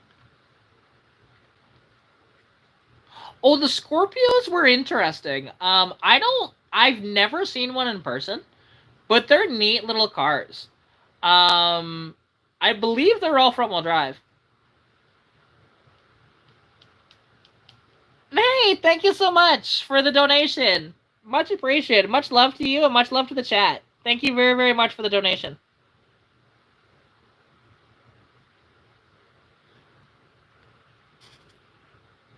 Oh, I've done Will It Start videos. There's a few of them on my channel. Like, I have, as an example, I don't call them Will It Starts, though. It's a little different. Like the Civic, as an example. You know, I did it on the Civic. I've done it on... there's been a few. It's not, you know... I do them periodically. It's just, I need to have, like, a project car that's not running for me to do that properly, right? So yeah, but I've done a few, you know. Because actually, like, the Vandura, I never did a Will It Start video. We just kind of got that one running on our own without doing any videoing on it. But that one was hard to video because it was very dark because it was all in the bushes and stuff.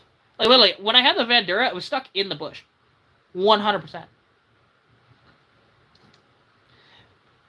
Yeah, so I would love to have a four-wheel steering Prelude. It'd be so cool. And there's one that is sitting out at Greg's house, but unfortunately it's T-boned, and there's no repairing that one, man. It's gone. But it'd be really, really cool though. And because like my thinking when I had the Civic, there was this perverse sort of thought that went through my mind. I'm like, ooh, hang on a minute. This has more power than the Civic, right? So it has a four-wheel steering system that was rebuilt like 3,000 kilometers prior to it being crashed. It's like, huh. So what if I just transplanted that motor and transmission with the 5-speed into the Civic and then put the four-wheel steering into the Civic? Fun fact, that four-wheel steering actually runs off of a giant chain that goes from to the back wheels. And so, and that chain, like, so it only starts turning the back wheels at like 15 degrees on the wheel. And then after a certain point, when you're turning the wheel, actually, it'll start to turn the other way. It's kind of interesting.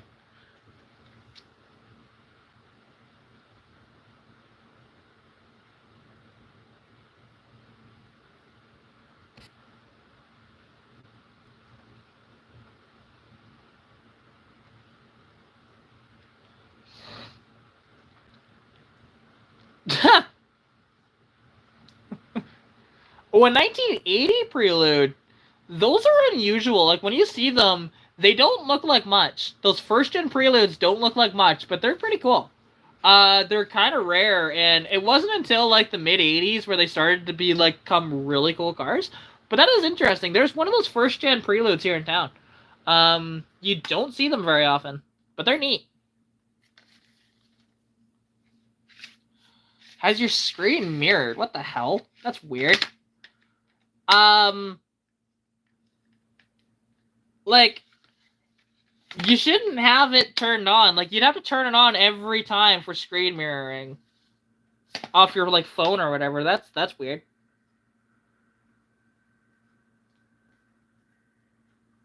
Actually, hang on. Did every Prelude, first and second gen, have a sunroof?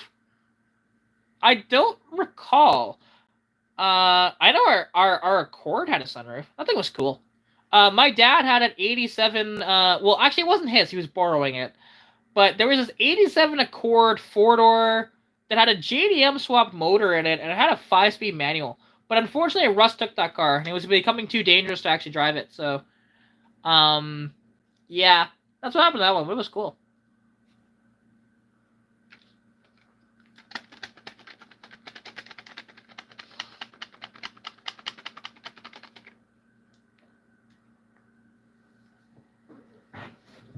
But yeah, and what is your obsession with the Aston Martin Signet there, George? Because it's kind of odd.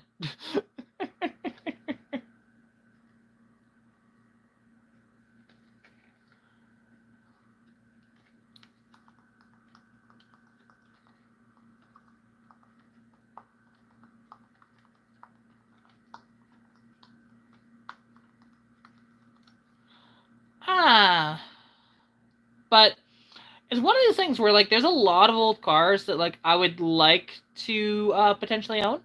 I had an opportunity. This was a car that it did not last long on Marketplace, and I should have just tried to get it. Well, there was two cars that I really wanted that was on Marketplace. The one I couldn't afford, the other one I could. Um, the first one was a Mazda MX-6 GT four-wheel steering car. It was also all-wheel drive. So think about like a Ford Probe, like a first-gen Probe, but everything cool about it. And that's what I could have bought. And, you know, but it didn't run, and I didn't know how complicated it was going to be to work on it. I should have just bought it. It would have been so much fun to play with that thing. It was only like $500 too. And that would have been a really cool car to own. But then this other vehicle that I found, now it was $1,500, But this ad only lasted an hour. It was gone very quickly. But I didn't have $1,500 at the time. I happened to have the $500 to buy that, but I didn't have the $1,500 for this. So the car that I'm talking about is have you ever heard of a Mazda Speed Protege? They existed in, it was either 2000, I think it was 2001 or 2002. It was only 1 year only for production on them. And the thing is, there was one for sale for $1,500, and it was snatched up within an hour. Like the ad was gone within an hour, and it's just like, man, if only I could have bought that, because they're so cool. They are very, very rare, and very valuable too. This one was gunmetal gray. It didn't seem to be that rusty either. So they had a little turbo four banger in them, and they made somewhere around 200 horsepower. Like, they were fast cars. And yeah, you know, if I had the money, I could have bought that one. But unfortunately, I didn't have the money, so it didn't happen. But if only, because I would have still owned that car. I think I wouldn't own the Capri right now. I'd be owning that freaking Mazda Speed Protege, 100%.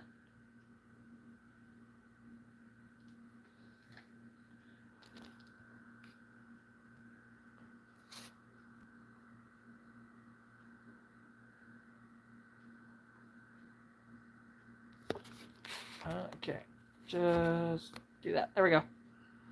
And it's one of those things, like, I love those weird cars like that, and especially when the performance versions of that, and like when you go around with those cars, people are like, "What is that?" And then you can explain it to them, and they're just like, "Oh, that's so cool!" Like, it's interesting. You're shopping for a snow car. Well, there's a few different options. Like, obviously, there's Subarus, which they're hit and miss for reliability purposes, but if you're not beating on them, they're fine. Um, Obviously, like, if you want to go old school, AMC Eagle is a good option too. They are actually quite reliable vehicles, especially when, as long as you happen to have the 258 inline six. But you're looking at an RX 300 Lexus. See, I don't know anything about them, because isn't the RX 300 like a RAV4 with a Lexus badge on it, essentially? I think that's what that is. Because if so, then it's probably not a bad car, actually.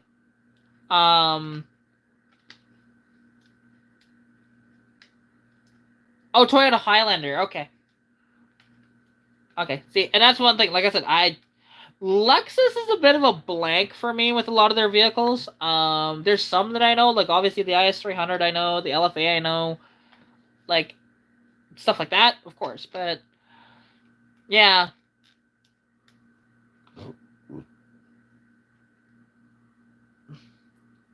See, now you could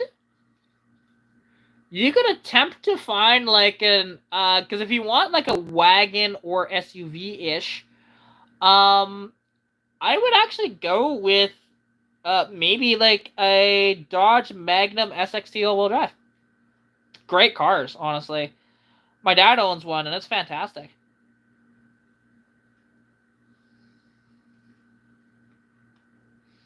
Yeah, and the LS is cool because like the Lexus LS, they had the LS 300, which had the 2JZ. They also had the LS 400, which was the 1UZ engine in those two, and that was the V8. And those motors, they eventually evolved into what we have now with like the 5.7 iForce motor. So it's kind of cool. What the hell is a Diamante wagon? I've never heard of that at all. Like, genuinely have never heard of a Diamante wagon. That's interesting. It's neato, probably. Being 90s and Mitsubishi, it's probably kind of cool, actually. But I've never heard of one, genuinely. See, now, and I had an opportunity. It would have been a really cool car. Would I still own that now? I don't know if I would, but of a Dodge Raider, which is essentially a Mitsubishi Pajero, but with a Dodge badge on it. It's so cool.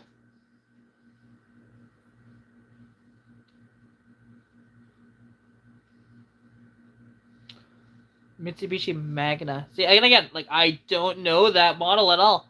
I know a few different ones, but not that one.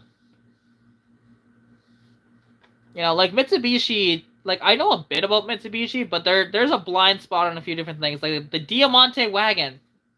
Again, that one I don't know.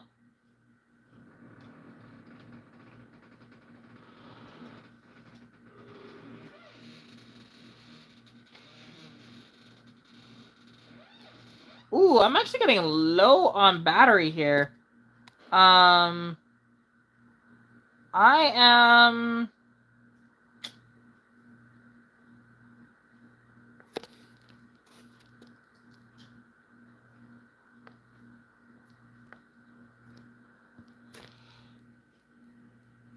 Yeah. Actually, I am. I'm starting to get a little tired here. Um, and I am also like running low on battery power on the phone. So I think I'm gonna end the live, but it was a fantastic live, you know. Being live for over 3 hours and 20 minutes and having just an awesome, awesome chat with y'all. I really do appreciate everybody coming out, seriously.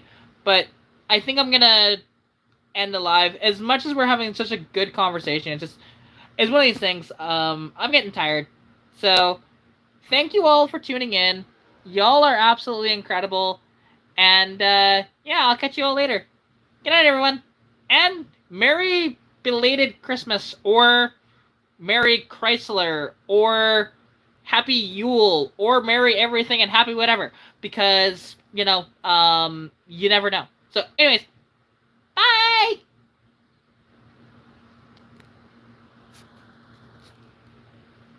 Fuck, that was amazing. That was amazing.